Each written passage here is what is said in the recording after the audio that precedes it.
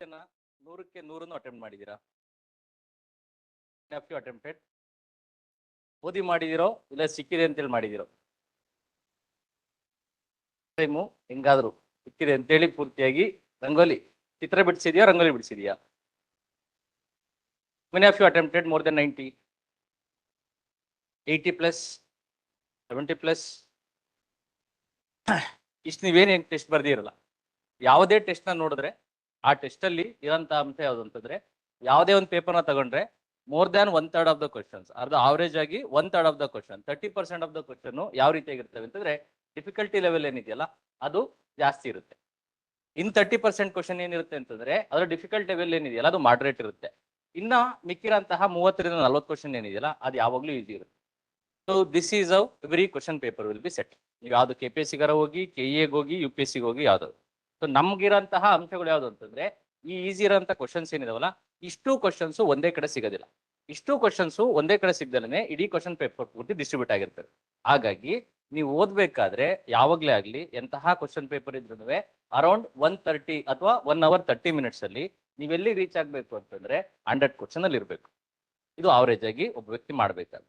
So ಇಂಥ ಟೈಮಲ್ಲಿ ನೀವೇನಾದ್ರು 1 hour 30 minutes ಅಥವಾ 40 minutes ಅಲ್ಲಿ 100 ಕ್ವಶನ್ ರೀಚ್ ಆಗಿದ್ದೀರಾ ಅಂತಂದ್ರೆ ಈಸಿ ಆಗಿರೋಂಥ ಕ್ವಶನ್ಸ್ ಎಲ್ಲವೂ ನಿಮಗೆ ಸಿಗ್ತವೆ. ಈ ಕ್ವಶನ್ಸ್ ಅಲ್ಲಿ ಯಾರೂ ತಪ್ಪು ಮಾಡಲ್ಲ, ನೀವು ತಪ್ಪು ಮಾಡಂಗಿಲ್ಲ. ಸೊ ಇದು ಫಸ್ಟ್ ಲೆವೆಲ್. ಸೆಕೆಂಡ್ ಲೆವೆಲ್ಲು, ನೀವು ಯಾವಾಗ 100 ಕ್ವಶನ್ ರೀಚ್ ಆಗ್ತಿರಲ್ಲ ಆಗ ಈ ಮಾಡ್ರೇಟ್ ಕ್ವಶನ್ಸ್ ಏನಿದಾವಲ್ಲ ಇದರಲ್ಲಿ ನಿಮಗೆ ಸ್ವಲ್ಪ ರಿಸ್ಕಿ ಫ್ಯಾಕ್ಟರ್ ಜಾಸ್ತಿ ಇರುತ್ತೆ. ಅಲ್ಲಿ ಏನಾಗುತ್ತೆ ಅಂದ್ರೆ 70%, 30% ಅಥವಾ ಕೆಲವು ಜನಕ್ಕೆ ಅದು 50-50 ಆಗ್ಬೋದು. ಸರಿಯಾಗಿ ಓದಿದ್ದೀರಾ ಅಂತಂದ್ರೆ ಒಂದು 70 to 80% ಕರೆಕ್ಟ್ ಸಿಗ್ತವೆ, ಇನ್ನೊಂದು 20% ಹಿಂದೆ ಮುಂದೆ ಆಗ್ತದೆ. ಸೊ ಇಲ್ಲಿರಂತಹ 30 to 40 ಕ್ವಶನ್ಸ್ ಮತ್ತೆ ಇಲ್ಲಿ ಮಾಡ್ರೇಟ್ ಆಗಿರೋಂತಹ 10 to 20 ಕ್ವಶನ್ಸ್ ನೀವು ಮಾರ್ಕ್ ಮಾಡ್ತೀರಿ. ಸೊ ಇಲ್ಲಿ ಅರೌಂಡ್ 30 ಕ್ವಶನ್ಸ್. ಇನ್ನ ಈ ಲೆವೆಲ್ಗೆ ಬಂದ್ರೆ ಇಲ್ಲಿ ಯಾರು ಓದಿರೋದಿಲ್ಲ ಅಥವಾ ಇದು ಎಕ್ಸ್ಪರ್ಟ್ಸ್ ಗಳು ಮಾಡೋ ಅಂತದ್ದು ಅಥವಾ ಅತಿ ಹೆಚ್ಚು ವರ್ಷಗಳ ಕಾಲ UPSC ನಲ್ಲಿ ಯಾರು ಮಣ್ಣೊತ್ತಿರ್ತಾರೆ, KPSC ನಲ್ಲಿ ಯಾರು ಮಣ್ಣೊತ್ತಿರ್ತಾರಲ್ಲ ಅವ್ರ ಜಾಗ ಇದು.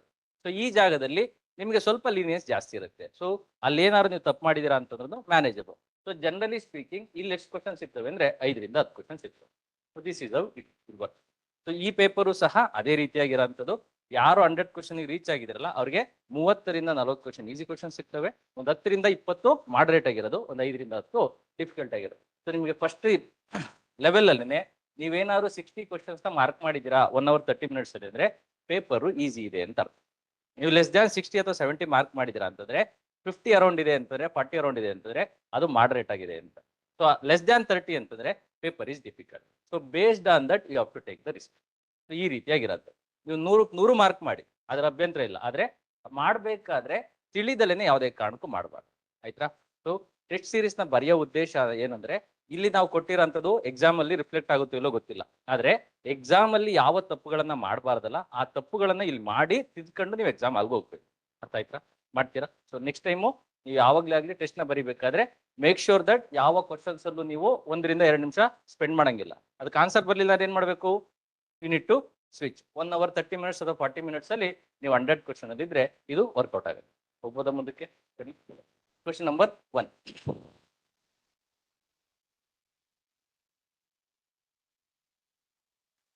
regarding the word fraternity in the preamble of the Indian Constitution. So ಭ್ರಾತೃತ್ವದ ಬಗ್ಗೆ ಭಾರತದ ಸಂವಿಧಾನದಲ್ಲಿ ಏನಿದೆ ಅಂತೆ. ಸೊ ಮೊದಲನೇದು, it leaves no room for regionalism, ಪ್ರಾದೇಶಿಕತೆಗೆ ಅದು ಅವಕಾಶವನ್ನ ಮಾಡಿಕೊಡುವುದಿಲ್ಲ. Second one, it leaves room for communalism, ಕೋಮುವಾದಕ್ಕೆ ಅದು ಎಡೆಯನ್ನ ಮಾಡಿಕೊಡುತ್ತದೆ ಅಂತ. ಸೊ ಸೆಕೆಂಡ್ ಸ್ಟೇಟ್ಮೆಂಟ್ ರಾಂಗ್ ಸ್ಟೇಟ್ಮೆಂಟಾ, ಥರ್ಡ್ ಸ್ಟೇಟ್ಮೆಂಟಾ? Wrong statement. It will not allow for the communalism. Next, ಅಲ್ಲಿ ಮತ್ತೆ ನಿಮ್ಗೆ ನೆನಪಿರ್ಲಿ, ಅಲ್ಲಿರೋಂಥದ್ದು ಏನು ಅಂತಂದ್ರೆ ಕಮ್ಯುನಲಿಸಮ್ ಅಂದ್ರೇನೆ ಬೇರೆ, ಕಮ್ಯುನಿಸಮ್ ಅಂದ್ರೇನೆ ಬೇರೆ. ಕಮ್ಯುನಿಸಮ್ ಅಂತಂದ್ರೆ that is mode of government. Communism ಅಂತಂದ್ರೆ that is mode of economic system, ಆರ್ಥಿಕತೆಯಲ್ಲಿ ಒಂದು ವಿಚಾರ ಅದು ಕಮ್ಯುನಿಸಮ್ ಅನ್ನೋದು. ಅದು ಅಲ್ಲಿರುವಂತಹ ಚೀನಾದಲ್ಲಿರುವಂತಹ ಕಮ್ಯುನಿಸ್ಟ್ ಪಕ್ಷ ಅನ್ನೋದೇನಿದೆ ಅಥವಾ ಕಮ್ಯುನಿಸಮ್ ಟೈಪ್ ಆಫ್ ಗವರ್ನಮೆಂಟ್ ಏನಿದೆಯಲ್ಲ ದಟ್ ಈಸ್ ಡಿಫರೆಂಟ್. ಕಮ್ಯುನಲಿಸಮ್ ಅಂತಂದ್ರೆ ಕೋಮುವಾದ ಅಂತ. ಸೊ ಜಾತಿ ಅಥವಾ ಧರ್ಮದ ಆಧಾರದ ಮೇಲೆ ಗುಂಪುಗಾರಿಕೆಯನ್ನ ಮಾಡಿ ಜನರನ್ನ ಒಬ್ಬರ ವಿರುದ್ಧವಾಗಿ ಇನ್ನೊಬ್ಬರನ್ನ ಎತ್ತಿ ಕಟ್ಟೋದಿದೆಯಲ್ಲ ಅದನ್ನ ನಾವು ಕಮ್ಯುನಲಿಸಮ್ ಅಂತೇಳಿ ಕರಿತೀವಿ. ಕಮ್ಯುನಿಸಮ್ ಅಂತಂದ್ರೆ it is a type of government or a economic system. ಇದೇ ಬೇರೆ ಅದೇ ಬೇರೆ, ಎಲ್ಲಂತ ಆಡ್ ಆದ್ರೆ ಡಿಫ್ರೆಂಟ್ ಮೀನಿಂಗ್ ಬರುತ್ತೆ. Next, it leaves no room for casteism, ಜಾತಿ ಬಗ್ಗೆ ಇದು ಕೊಡೋದಿಲ್ಲ, ಏನನ್ನು ಹೇಳುವುದಿಲ್ಲ ಅಂತ. ಕರೆಕ್ಟ್ ಆಗಿದೆಯಾ? ಎರಡು ಡೌಟ್ ಇದೆಯಾ? Easiest of the question. ಇದನ್ನ ಯಾರು ತಪ್ಪು ಮಾಡುವಂತಿಲ್ಲ, ನೀವು ತಪ್ಪು ಮಾಡಂಗಿಲ್ಲ. ರೈಟ್. ಭ್ರಾತೃತ್ವ. ಸೊ ಭ್ರಾತೃತ್ವದ ಬಗ್ಗೆ ನಿಮಗೆ ಸ್ವಲ್ಪ ಏನಾದ್ರೂ ವಿಚಾರಗಳು ಗೊತ್ತಿದ್ರೆ ನೀವು ಹೇಳಿ, ಮಿಕ್ಕಿರನ್ನ ಹೇಳಿ. ಭಾರತ ದೇಶದಲ್ಲಿ ಈ ಭ್ರಾತೃತ್ವ ಅನ್ನೋದು ಕೇವಲ ಈ ಒಂದು ಪ್ರಿಯಾಂಬಲ್ ನಲ್ಲಿ ಮಾತ್ರ ಕಾಣಿಸುತ್ತಾ, ಅಥವಾ ನಮ್ಮ ಓವರ್ ಆಲ್ ಸಿಸ್ಟಮ್ ಅಥವಾ ಗವರ್ನಮೆಂಟ್ ಸಿಸ್ಟಮ್ ಏನಿದೆಯಲ್ಲ ಅದ್ರಲ್ಲಿ ಕಾಣಿಸುತ್ತಾ? ಪ್ರಿಯಾಂಬಲ್ ಮಾತ್ರ ಕಾಣಿಸುತ್ತೆ, ಸರಿನಾ? ಅದನ್ನ ಬಿಟ್ರೆ ಬೇರೆ ಕಡೆ ಇನ್ನೆಲ್ಲೂ ಕಾಣಿಸೋದಿಲ್ವಾ ಇದು ಫ್ರಾಟರ್ನಿಟಿ ಅನ್ನೋದು?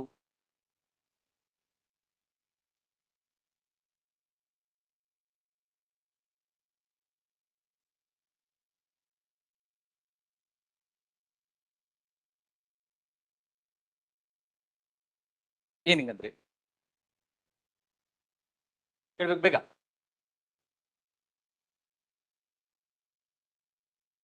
ಎಲ್ಲ ಒಂದೇ.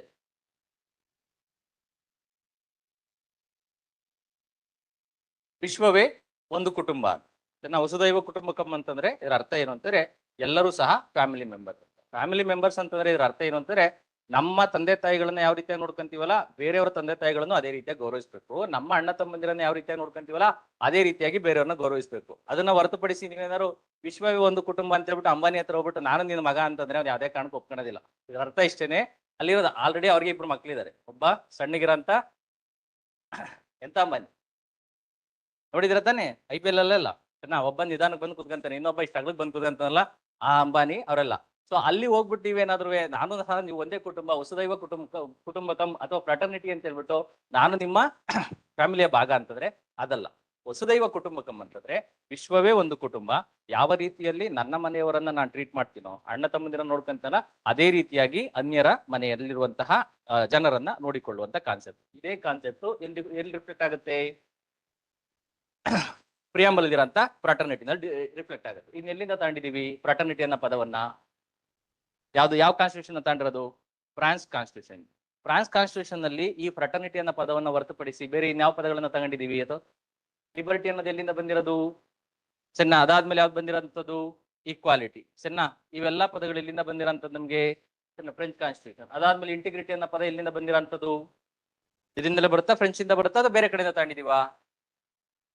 ಸೊ ಫ್ರಾಟರ್ನಿಟಿ, ಲಿಬರ್ಟಿ, ಈಕ್ವಾಲಿಟಿ ಈ ಪದಗಳಿದಾವಲ್ಲ ಅವೆಲ್ಲ ಎಲ್ಲಿ ರಿಫ್ಲೆಕ್ಟ್ ಆಗ್ತವೆ ಅಂತಂದ್ರೆ ಫ್ರೆಂಚ್ ಕಾನ್ಸ್ಟಿಟ್ಯೂಷನ್ ರಿಫ್ಲೆಕ್ಟ್ ಆಗ್ತವೆ. ಬೇಗ ನಿಮ್ಮ ಪೇಜ್ ಅಲ್ಲಿ ಎಲ್ಲಿ ಜಾಗ ಖಾಲಿ ಇದೆಯಲ್ಲ ಅಲ್ಲಿ ಬರ್ಕಡೆ. ಫ್ರಾನ್ಸ್ ನ constitution fraternity, liberty, equality.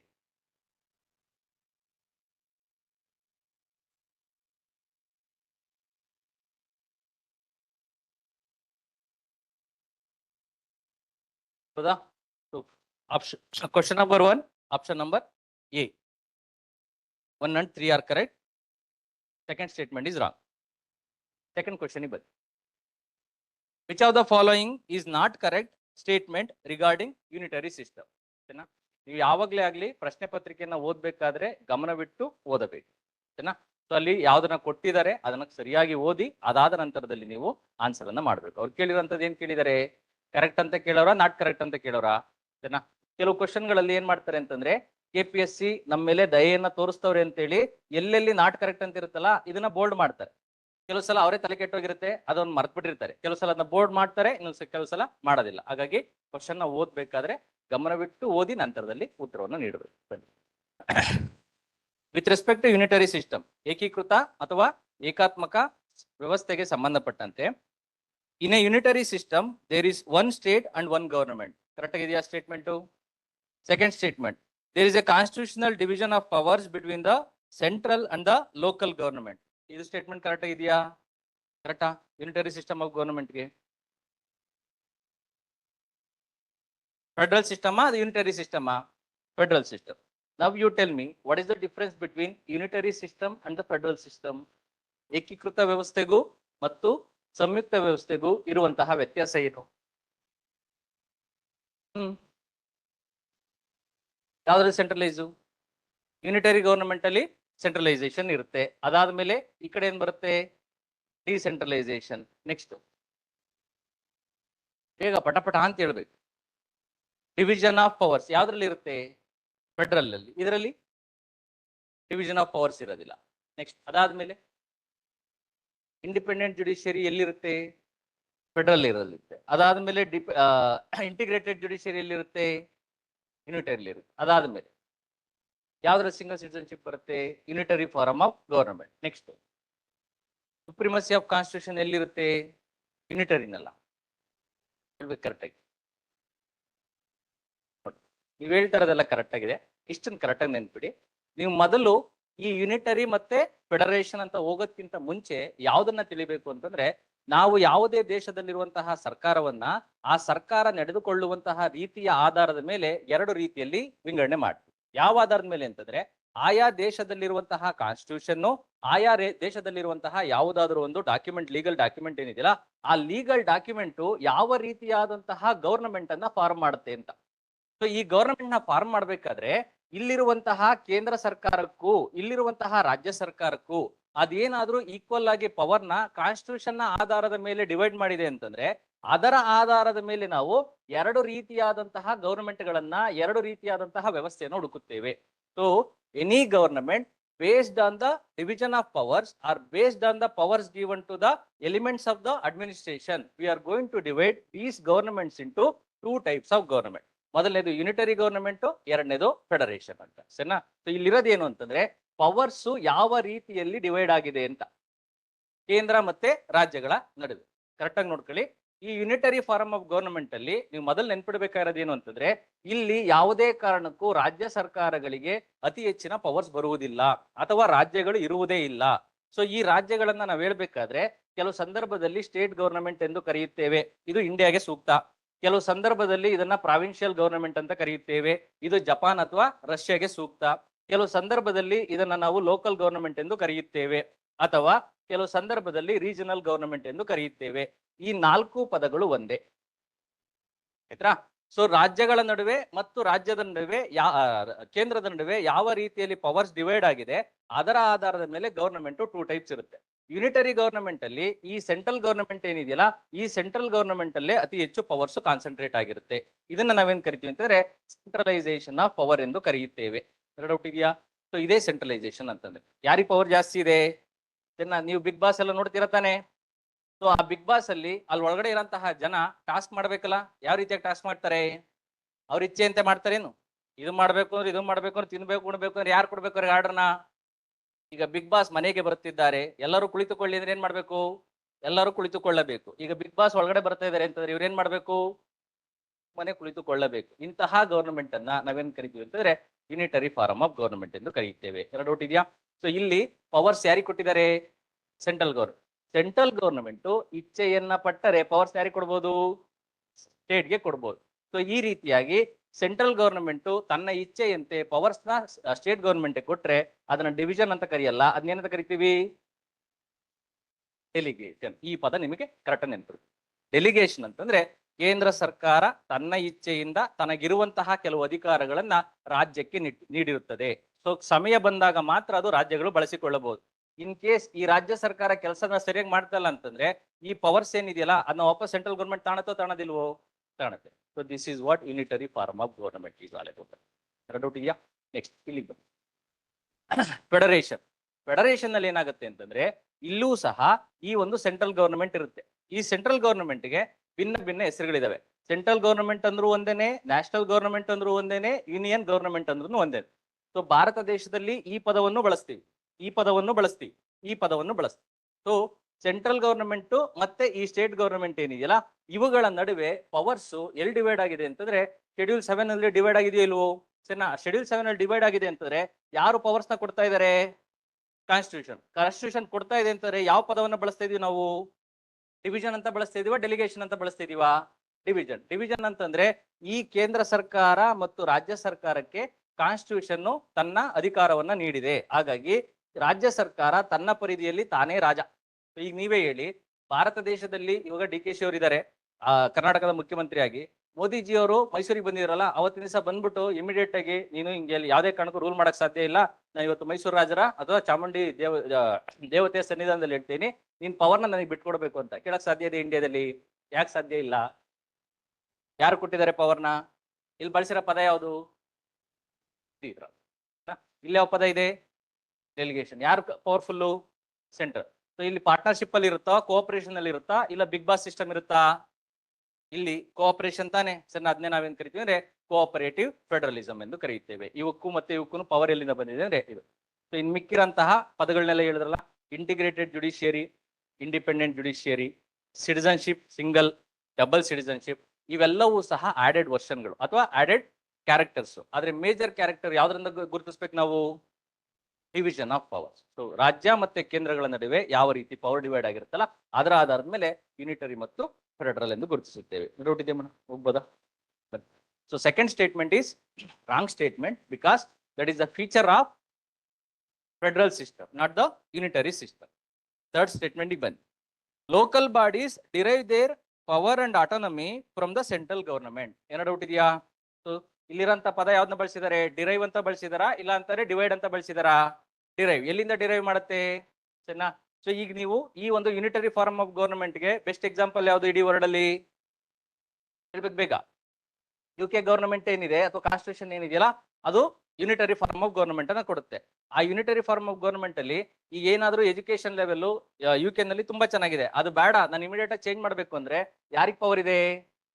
Central government. Immediate ಆಗಿ ನಾಳೆನೆ ಅದು ಚೇಂಜ್ ಮಾಡ್ಕೋಬಹುದು. ಬಟ್ ಭಾರತ ದೇಶದಲ್ಲಿ ಎಜುಕೇಶನ್ ಅನ್ನೋದು ಎಲ್ಲಿದೆ ಅಂತಂದ್ರೆ ಕನ್ಕರೆಂಟ್ ಲಿಸ್ಟ್ ಅಲ್ಲಿ ಇದೆ. ಆ ಕನ್ಕರೆಂಟ್ ಲಿಸ್ಟ್ ಅಲ್ಲಿ ಇರೋಂಥದನ್ನ ಚೇಂಜ್ ಮಾಡ್ಬೇಕು ಅಂತಂದ್ರೆ ಇಮಿಡಿಯೇಟ್ ಆಗಿ ಸಾಧ್ಯ ಇದೆಯಾ? ಅದಕ್ಕೋಸ್ಕರನೇ ಈಗ ನಾವು ನ್ಯಾಷನಲ್ ಎಜುಕೇಶನ್ ಪಾಲಿಸಿ ಅಂತ ಮಾಡಿದ್ವಿ. ಆ ನ್ಯಾಷನಲ್ ಎಜುಕೇಶನ್ ಪಾಲಿಸಿಯನ್ನ ಮಾಡಿದ ಮೇಲೆ ಅದು ಏಕಾಏಕಿ ಎಲ್ಲಾ ರಾಜ್ಯಗಳಿಗೂ ಅನ್ವಯ ಆಯ್ತಾ, ಇಲ್ಲ ಅವ್ರು ಅನ್ವಯಿಸ್ಕೋಬೇಕಾಯ್ತಾ? ಅವ್ರು ಅಳವಡಿಸ್ಕೋಬೇಕು ತಾನೆ. ನಾವು ಕರ್ನಾಟಕ ಅಕ್ಸೆಪ್ಟ್ ಮಾಡಿದ್ವಾ? ಇನಿಷಿಯಲಿ ಅಕ್ಸೆಪ್ಟ್ ಮಾಡಿದ್ವಿ, ಆಮೇಲೆ ಏನ್ ಮಾಡಿದೀವಿ? ರಿಜೆಕ್ಟ್ ಮಾಡಿದ್ವಿ. ಯಾವ ಕಾರಣದಿಂದ? ಆ ಪವರ್ ನಮಗೆ ಕೊಟ್ಟಿದ್ದಾರೆ. ಯಾರು ಕೊಟ್ಟಿದ್ದಾರೆ? Constitution. That is what we call division of power. Doubt ಇದೆಯಾ? ಹೋಗ್ಬೋದ ಮುಂದೆ? Next, unitary system is particularly suited for the small country. ಚಿಕ್ಕ ಚಿಕ್ಕ ರಾಜ್ಯಗಳಿಗೆ, ರಾಷ್ಟ್ರಗಳಿಗೆ ಅದು ಅನುಕೂಲ ಆಗುತ್ತೆ. ಫೆಡರಲ್ ಸಿಸ್ಟಮ್ ಜನರಲಿ ಬ್ರಾಡರ್ ಸ್ಟೇಟ್ಗೆ ಅನುಕೂಲ ಆಗುತ್ತೆ. So second statement is wrong statement. Third question ಬನ್ನಿ. Consider the following statements. No person shall be prosecuted and punished for the same offense more than once, including any departmental proceedings. Correct ಆಗಿದೆಯಾ statement? ಹೇಳಿ.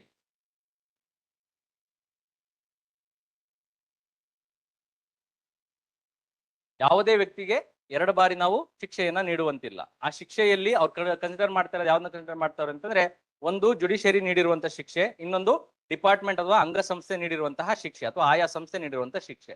Wrong statement ಅದು? Correct ಸ್ಟೇಟ್ಮೆಂಟಾ wrong ಸ್ಟೇಟ್ಮೆಂಟಾ? ಏನ್ double jeopardy ಅಂದ್ರೆ?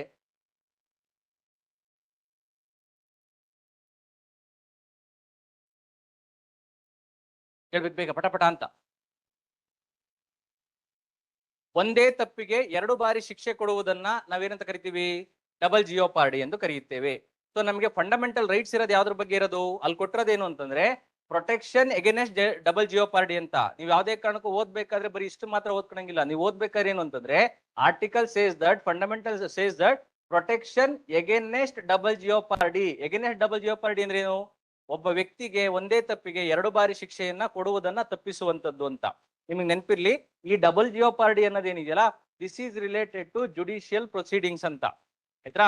Judicial proceedings ಅಂತ ಹೆಂಗ್ ಕರಿತೀವಿ ಅಂತಂದ್ರೆ, ಮೊದಲು ನೀವೇನಾದ್ರೂ ಇಫ್ ಯು ಬ್ರೇಕ್ ಎನಿ ಲಾ, ಕಾನೂನನ್ನ ನೀವು ಮೀರಿದ್ರೆ ಅಥವಾ ಕಾನೂನನ್ನ ಕೈಗೆ ತಗೊಂಡ್ರೆ ಅಥವಾ ಕಾನೂನನ್ನ ನೀವು ಮುರಿದ್ರೆ, ಆಗ ನಿಮ್ಮನ್ನ ಯಾರು ಅರೆಸ್ಟ್ ಮಾಡ್ತಾರೆ? ಪೊಲೀಸ್ ಅರೆಸ್ಟ್ ಮಾಡಿ ನಿಮ್ಮನ್ನ ಎಷ್ಟು ಗಂಟೆ ಒಳಗಡೆ ಕೋರ್ಟ್ ಸಬ್ಮಿಟ್ ಮಾಡ್ಬೇಕು? 24 hours ಅಲ್ಲಿ. ಸರಿನಾ? ಸೊ ಇಲ್ಲಿಂದ ಜುಡಿಷಿಯಲ್ ಪ್ರೊಸೀಡಿಂಗ್ ಸ್ಟಾರ್ಟ್ ಆಗುತ್ತೆ. ಸೊ ಅರೆಸ್ಟ್ ಮಾಡಿರೋದು, ನಿಮ್ಮನ್ನ ಪೂರ್ತಿಯಾಗಿ ಕರ್ಕೊಂಡು ಹೋಗಿರೋದು, ಅದೆಲ್ಲ ಯಾರ ಕೆಲಸ? ಪೊಲೀಸರ ಕೆಲಸ. ಇಲ್ಲೇನಾದ್ರೂ ನೀವು ಮಾಡಿರೋಂತಹ ತಪ್ಪೇನಾದ್ರೂ ಅದು ಸಾಬೀತಾದ್ರೆ ಆಗ ನಿಮ್ಗೆ ಕೋರ್ಟ್ ಏನಂತ ಕೊಡುತ್ತೆ? ಪನಿಷ್ಮೆಂಟ್ ಅನ್ನ ಕೊಡುತ್ತೆ. ಕರೆಕ್ಟಾ? ಸೊ ಇದು ಓವರ್ ಆಲ್ ಪ್ರೊಸೀಜರ್. ಈ ಪ್ರೊಸೀಜರ್ ಅಲ್ಲಿ ನಿಮ್ಗೆ ಪ್ರೊಟೆಕ್ಷನ್ ಎಲ್ಲಿರೋದು ಅಂತಂದ್ರೆ, ಈ ಡಬಲ್ ಜಿಯೋಪಾರ್ಡಿ ಹೇಳ್ತಿರೋದು ಇಲ್ಲಿಂದ ಇಲ್ಲಿವರೆಗೂ. ಕೋರ್ಟು ಒಬ್ಬ ವ್ಯಕ್ತಿಯನ್ನ ಎರಡು ಬಾರಿ ಒಂದೇ ಕೇಸಿಗೆ ಪ್ರೊಸೀಡಿಂಗ್ಸ್ ಅನ್ನ ನಡೆಸುವಂತಿಲ್ಲ. ಒಂದು ಬಾರಿ ಅವನನ್ನ ಚರ್ಚೆ ಮಾಡಿ, ಅವನ ವಿಚಾರಣೆ ಮಾಡಿ, ಮತ್ತೆ ಬಂದು ನೀನು ಅದಕ್ಕೆ ಸಾಬೀತು ಮಾಡು ಅಂತ ಹೇಳಿದ್ರೆ ಅದು ನಡೆಯಂಗಿಲ್ಲ. ಅದಾದ ಮೇಲೆ ಒಂದೇ ತಪ್ಪಿಗೆ ಅವನಿಗೆ ಎರಡು ಪನಿಷ್ಮೆಂಟ್ ನೀಡಂಗಿಲ್ಲ. ಮತ್ತೆ ಇನ್ನೂ ಒಂದು ಹಂತಕ್ಕೆ ಹೋದ್ರೆ, ಒಬ್ಬ ವ್ಯಕ್ತಿ ಯಾವುದೋ ಒಂದು ಕೊಲೆ ಮಾಡಿರ್ತಾನೆ ಅಥವಾ ಒಬ್ಬ ವ್ಯಕ್ತಿ ಕೊಲೆ ಮಾಡಂತಹ ಸಂದರ್ಭದಲ್ಲಿ ಕಳ್ಳತನವನ್ನು ಮಾಡಿರ್ತಾನೆ. ಆ ಕಳ್ಳತನವನ್ನು ಮಾಡಿರ್ಬೇಕಾದ್ರೆ ಈ ಕೊಲೆಗೆ ಅವನ್ನ ಸಪರೇಟ್ ಆಗಿ ಪ್ರೊಸೀಡಿಂಗ್ಸ್ ನ ಮಾಡಿ, ಕಳ್ಳತನಕ್ಕೆ ಮತ್ತೆ ನೀವು ಪ್ರೊಸೀಡಿಂಗ್ಸ್ ನ ಮಾಡಂಗಿಲ್ಲ. ಸೊ ಅಲ್ಲಿರೋದೇನು ಅಂತಂದ್ರೆ, ಇವೆರಡರಲ್ಲಿ ಯಾವುದು ಅತಿ ಹೆಚ್ಚಿರುತ್ತಲ್ಲ ಶಿಕ್ಷೆ, ಆ ಶಿಕ್ಷೆಗೆ ಸಂಬಂಧಪಟ್ಟಂತಹ ಪ್ರೊಸೀಡಿಂಗ್ಸ್ ನಡೆಯುತ್ತೆ.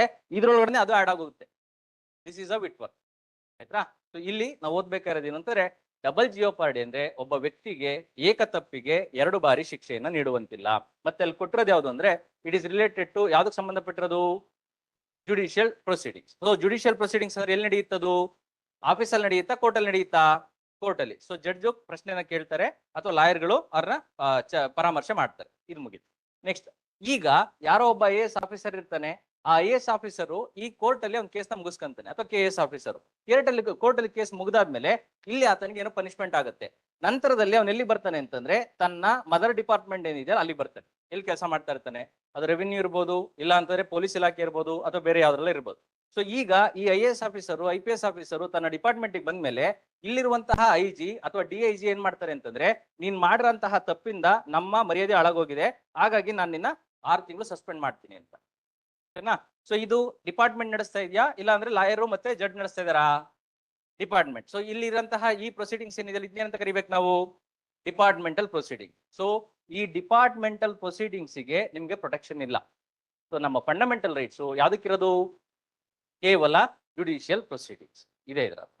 ಆಯ್ತಾ? ಸ್ವಲ್ಪ ನೀವು ಓದ್ಬೇಕಾದ್ರೆ ಫಂಡಮೆಂಟಲ್ ರೈಟ್ಸ್ ನ ಬರೀ ಡಬಲ್ ಜಿಯೋಪಾರ್ಡಿ ಅಂತ ಓದಂಗಿಲ್ಲ. ಏನಂತ ಓದ್ಬೇಕು?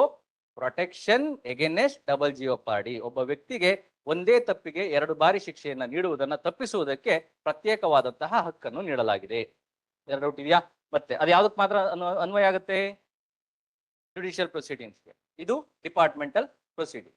ಯಾರಾದ್ರೂ ಒಬ್ರು KSRTC ಡ್ರೈವರ್ ಇದಾರೆ, ಅವ್ರೇನೋ ಆಕ್ಸಿಡೆಂಟ್ ಮಾಡಿದ್ದಾರೆ, ಆಗ ಆತ ನನಗೆ ಇಲ್ಲಿ ಕೋರ್ಟ್ ಶಿಕ್ಷೆಯನ್ನ ಕೊಡುತ್ತೆ. ಅದಾದ್ಮೇಲೆ ಮತ್ತೆ ವಾಪಸ್ಸು ಡಿಪಾರ್ಟ್ಮೆಂಟ್ಗೆ ಹೋಗ್ತಾನೆ. ಡಿಪಾರ್ಟ್ಮೆಂಟ್ ಹೋದಾಗ ನಿನಗೆ ಯಾವುದೇ ಕಾರಣಕ್ಕೂ ನಾವು ಡ್ರೈವಿಂಗ್ ಅನ್ನ ಕೊಡೋದಿಲ್ಲ, ನೀನು ಕುಡಿದು ಅಥವಾ ಈ ರೀತಿಯಾಗಿ ಓಡಿಸ್ತಾ ಇದೆಯಾ, ಹಾಗಾಗಿ ನಿಮ್ಮನ್ನ ಏನ್ ಮಾಡ್ತೀನಿ ಅಂತಂದ್ರೆ ಇಲ್ಲಿ ಪೆಟ್ರೋಲ್ ಬಂಕ್ ಅಲ್ಲಿ ಡೀಸೆಲ್ ಹಾಕೋದಿರುತ್ತಲ್ಲ ಅಲ್ಲಿಗೆ ಹಾಕ್ತೀನಿ ಅಂದ್ರೆ ಅವ್ನು ಏನಾರು ಹೇಳ್ಬೋದಾ? ನನ್ಗೆ ಆಲ್ರೆಡಿ ಶಿಕ್ಷೆ ಆಗಿದೆ, ಮತ್ತೆ ನೀನ್ ಶಿಕ್ಷೆಯನ್ನು ನೀಡಂಗಿಲ್ಲ ಅಂತ ಹೇಳಂಗಿಲ್ಲ ತಾನೆ? ಅದು ಯಾವ ಪ್ರೊಸೀಡಿಂಗ್ ಆಗುತ್ತದು? ಇದು ಯಾವ ಪ್ರೊಸೀಡಿಂಗ್ ಆಗುತ್ತೆ?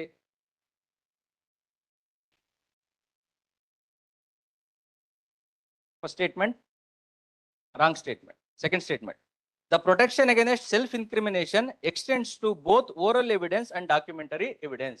ಸೊ ಯಾವುದೇ ಒಬ್ಬ ವ್ಯಕ್ತಿ ತನ್ನ ಮೇಲೆ ತಾನೇ ಆರೋಪವನ್ನ ಮಾಡಿಕೊಂಡರೆ ಆ ಆರೋಪದಿಂದಲೂ ಸಹ ರಕ್ಷಣೆ ಇದೆ.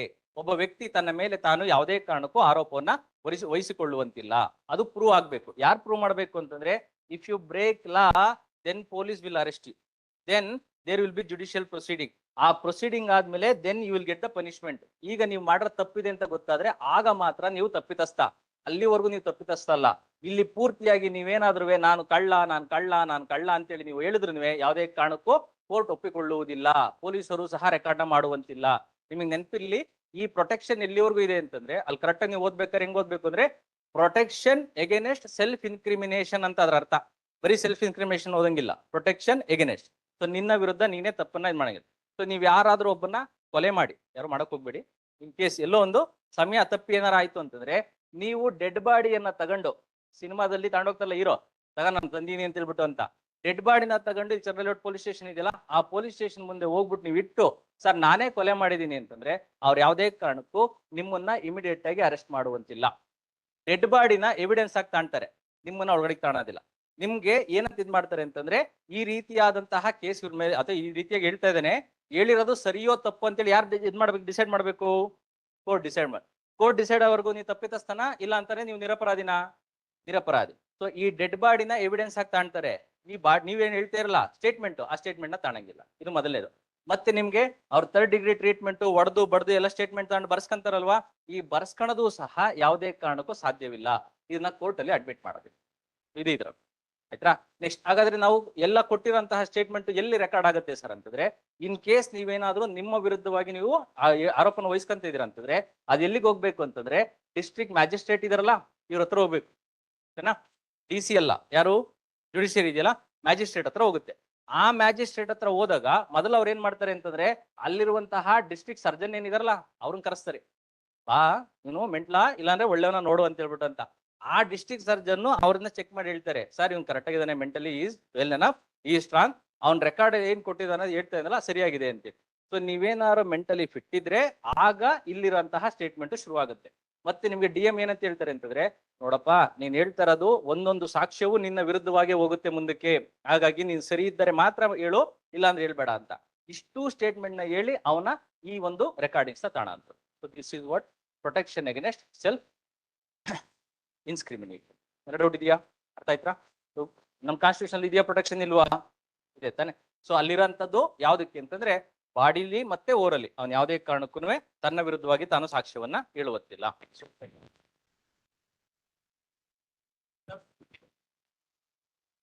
The protection against incrimination extends to both criminal and civil proceedings. ಓಕೆನಾ, ಬರೀ ಅದು ಎಕ್ಸ್ಟೆನ್ಷನ್ ಕ್ರಿಮಿನಲ್ ಪ್ರೊಸೀಡಿಂಗ್ಸ್ ಇದೆ, ಸಿವಿಲ್ ಪ್ರೊಸೀಡಿಂಗ್ಸ್ ಇದೆ. ಓಕೆನಾ, ಕ್ರಿಮಿನಲ್ ಪ್ರೊಸೀಡಿಂಗ್ಸ್ ಅಂತಂದ್ರೆ any of the offence which will end by punishment ಅಂತ. ಕೋರ್ಟ್ ಅಲ್ಲಿ ನಿಮಗೆ ಪನಿಷ್ಮೆಂಟ್ ಅನ್ನ ಕೊಡುವಂತದ್ದು ಏನಿದೆಯಲ್ಲ ಅವು ಕ್ರಿಮಿನಲ್ ಅಫೆನ್ಸ್ಗಳು. ಇನ್ ಮಾಡಿರಂತಹ ತಪ್ಪು ಈ ರೀತಿಯಾಗಿ ಶಿಕ್ಷೆಯನ್ನ ನೀಡಲಾಗುತ್ತಿದೆ ಅಂತ.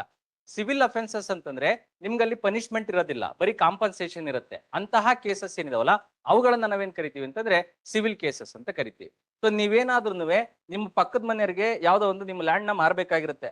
ಆ ಲ್ಯಾಂಡ್ ನ ಮಾರ್ಬೇಕಾದ್ರೆ ನೀವೇನ್ ಮಾಡಿರ್ತೀರಾ ಅಂತಂದ್ರೆ ಇಲ್ಲಿರಂತದ್ದು 2 ಎಕರೆ ಅಂತ ಹೇಳಿರ್ತೀರಾ. ಇದ್ರಲ್ಲಿ ಅರ್ಧ ಎಕರೆ ಯಾರಿಗೂ ಆಲ್ರೆಡಿ ಸೀದ್ ಬಿಟ್ಟಿರ್ತೀರಾ, ಹೊಲ್ಟೋಗಿತ್ತದಾಗ್ಲೆ.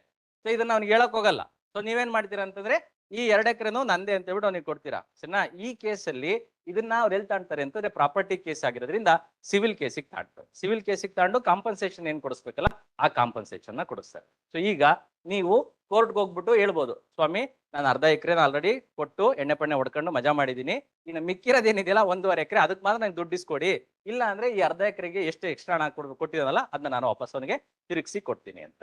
ಸೊ ಇವನ್ ನಾವೇನ್ ಕರಿತೀವಿ ಅಂತಂದ್ರೆ ಸಿವಿಲ್ ಕೇಸಸ್ ಅಂತ ಕರಿತೀವಿ. ಸೊ ಇಲ್ಲಿ ಕೋರ್ಟ್ ರೆಕಾರ್ಡ್ ಮಾಡ್ಕೊಳತ್ತೆ, ಇಲ್ಲಿ ಪೊಲೀಸರು ರೆಕಾರ್ಡ್ ಮಾಡ್ಕೊಂತಾರೆ ನಿಮ್ಮ ಇದನ್ನ. ಆದ್ರೆ ಕ್ರಿಮಿನಲ್ ಕೇಸಲ್ಲಿ ಅದನ್ನ ರೆಕಾರ್ಡ್ ಮಾಡಿ. ಡೌಟ್ ಇದೆಯಾ? ಸೊ ನಾ ಜೈ ಬಿ ಮೂವಿ ನೋಡಿದಿರ ತಾನೆ? ಆ ಜೈ ಬಿ ಮೂವಿನಲ್ಲಿ ಅವ್ರಿಗೆ ಹೊಡೆದು ಹೇಳ್ತಾ ಇರ್ತಾರೆ ಈ ತಪ್ಪನ್ನು ನೀವು ಮಾಡಿದಿರಾ, ಒಪ್ಕೊಳ್ಳಿ ಅಂತ.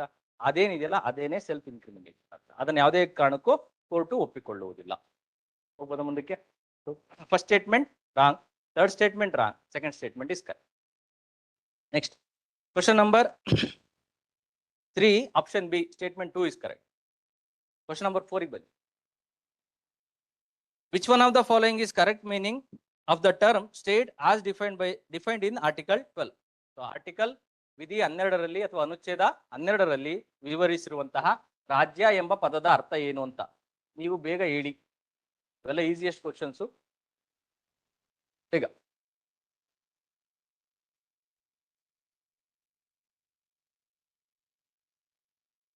ಕಾನ್ಸ್ಟಿಟ್ಯೂಷನಲ್ ಬಾಡೀಸ್ ಅಂತಲ್ಲ. ಸೊ ನೀವು ಕೆಲವು ಸಂದರ್ಭದಲ್ಲಿ ಟೆಕ್ಸ್ಟ್ ಬುಕ್ ಅಲ್ಲಾರೋ ಆಗ್ಲಿ ಅಥವಾ ನ್ಯೂಸ್ ಪೇಪರ್ ಅಲ್ಲಾಗ್ಲಿ ಓದ್ಬೇಕಾದ್ರೆ ಕೆಲವು ಸಲ ಹೆಂಗ್ ಬರೀತಾರೆ ಅಂತಂದ್ರೆ ಸ್ಟೇಟ್ ಅಂತ ಬರೆದಿರ್ತಾರೆ. ಆ ಸ್ಟೇಟ್ ಅಂತ ಬರೀಬೇಕಾದ್ರೆ ಕೆಲವು ಸಲ ಸ್ಮಾಲ್ ಲೆಟರ್ ಬರೀತಾರೆ ಎಸ್ಗೆ. ಸೊ ಟೆಕ್ಸ್ಟ್ ಬುಕ್ ಅಲ್ಲಿ ಈ ರೀತಿಯಾಗಿ ಏನ್ ಬರೆಯೋದಿಲ್ಲ, ಸಾಮಾನ್ಯವಾಗಿ ಬರೀತಾರೆ. ಇನ್ ಕೆಲವು ಸಂದರ್ಭದಲ್ಲಿ ಏನ್ ಬರೀತಾರೆ ಅಂತಂದ್ರೆ ಎಸ್ ನ ಕ್ಯಾಪಿಟಲ್ ಲೆಟರ್ ಬರೀತಾರೆ. ಇನ್ ಕೆಲವು ಸಂದರ್ಭದಲ್ಲಿ ಎಂತ ಬರೀತಾರೆ ಅಂತಂದ್ರೆ ಆ ಕೇಸಸ್ ನ ಬರಿಬೇಕಾದ್ರೆ ಈ ಕೇಶವಾನಂದ ಭಾರತಿ ಕೇಸ್ ಏನಿದೆಯಲ್ಲ, ಕೇಶವಾನಂದ ಭಾರತಿ ವರ್ಸಸ್ ಏನಂತ ಬರೀತಾರೆ, ಸ್ಟೇಟ್ ಆಫ್ ಕೇರಳ ಅಂತೇಳಿ ಬರೀತಾರೆ. ನೆಕ್ಸ್ಟ್ ಕೆಲವು ಸಂದರ್ಭದಲ್ಲಿ ನೀವು ನ್ಯೂಸ್ ಪೇಪರ್ ನ ಓದ್ಬೇಕಾದ್ರೆ ಏನಂತ ಬರೀತಾರೆ ಅಂತಂದ್ರೆ ಇಂಡಿಯನ್ ಸ್ಟೇಟ್ ಅಂತ ಬರೀತಾರೆ.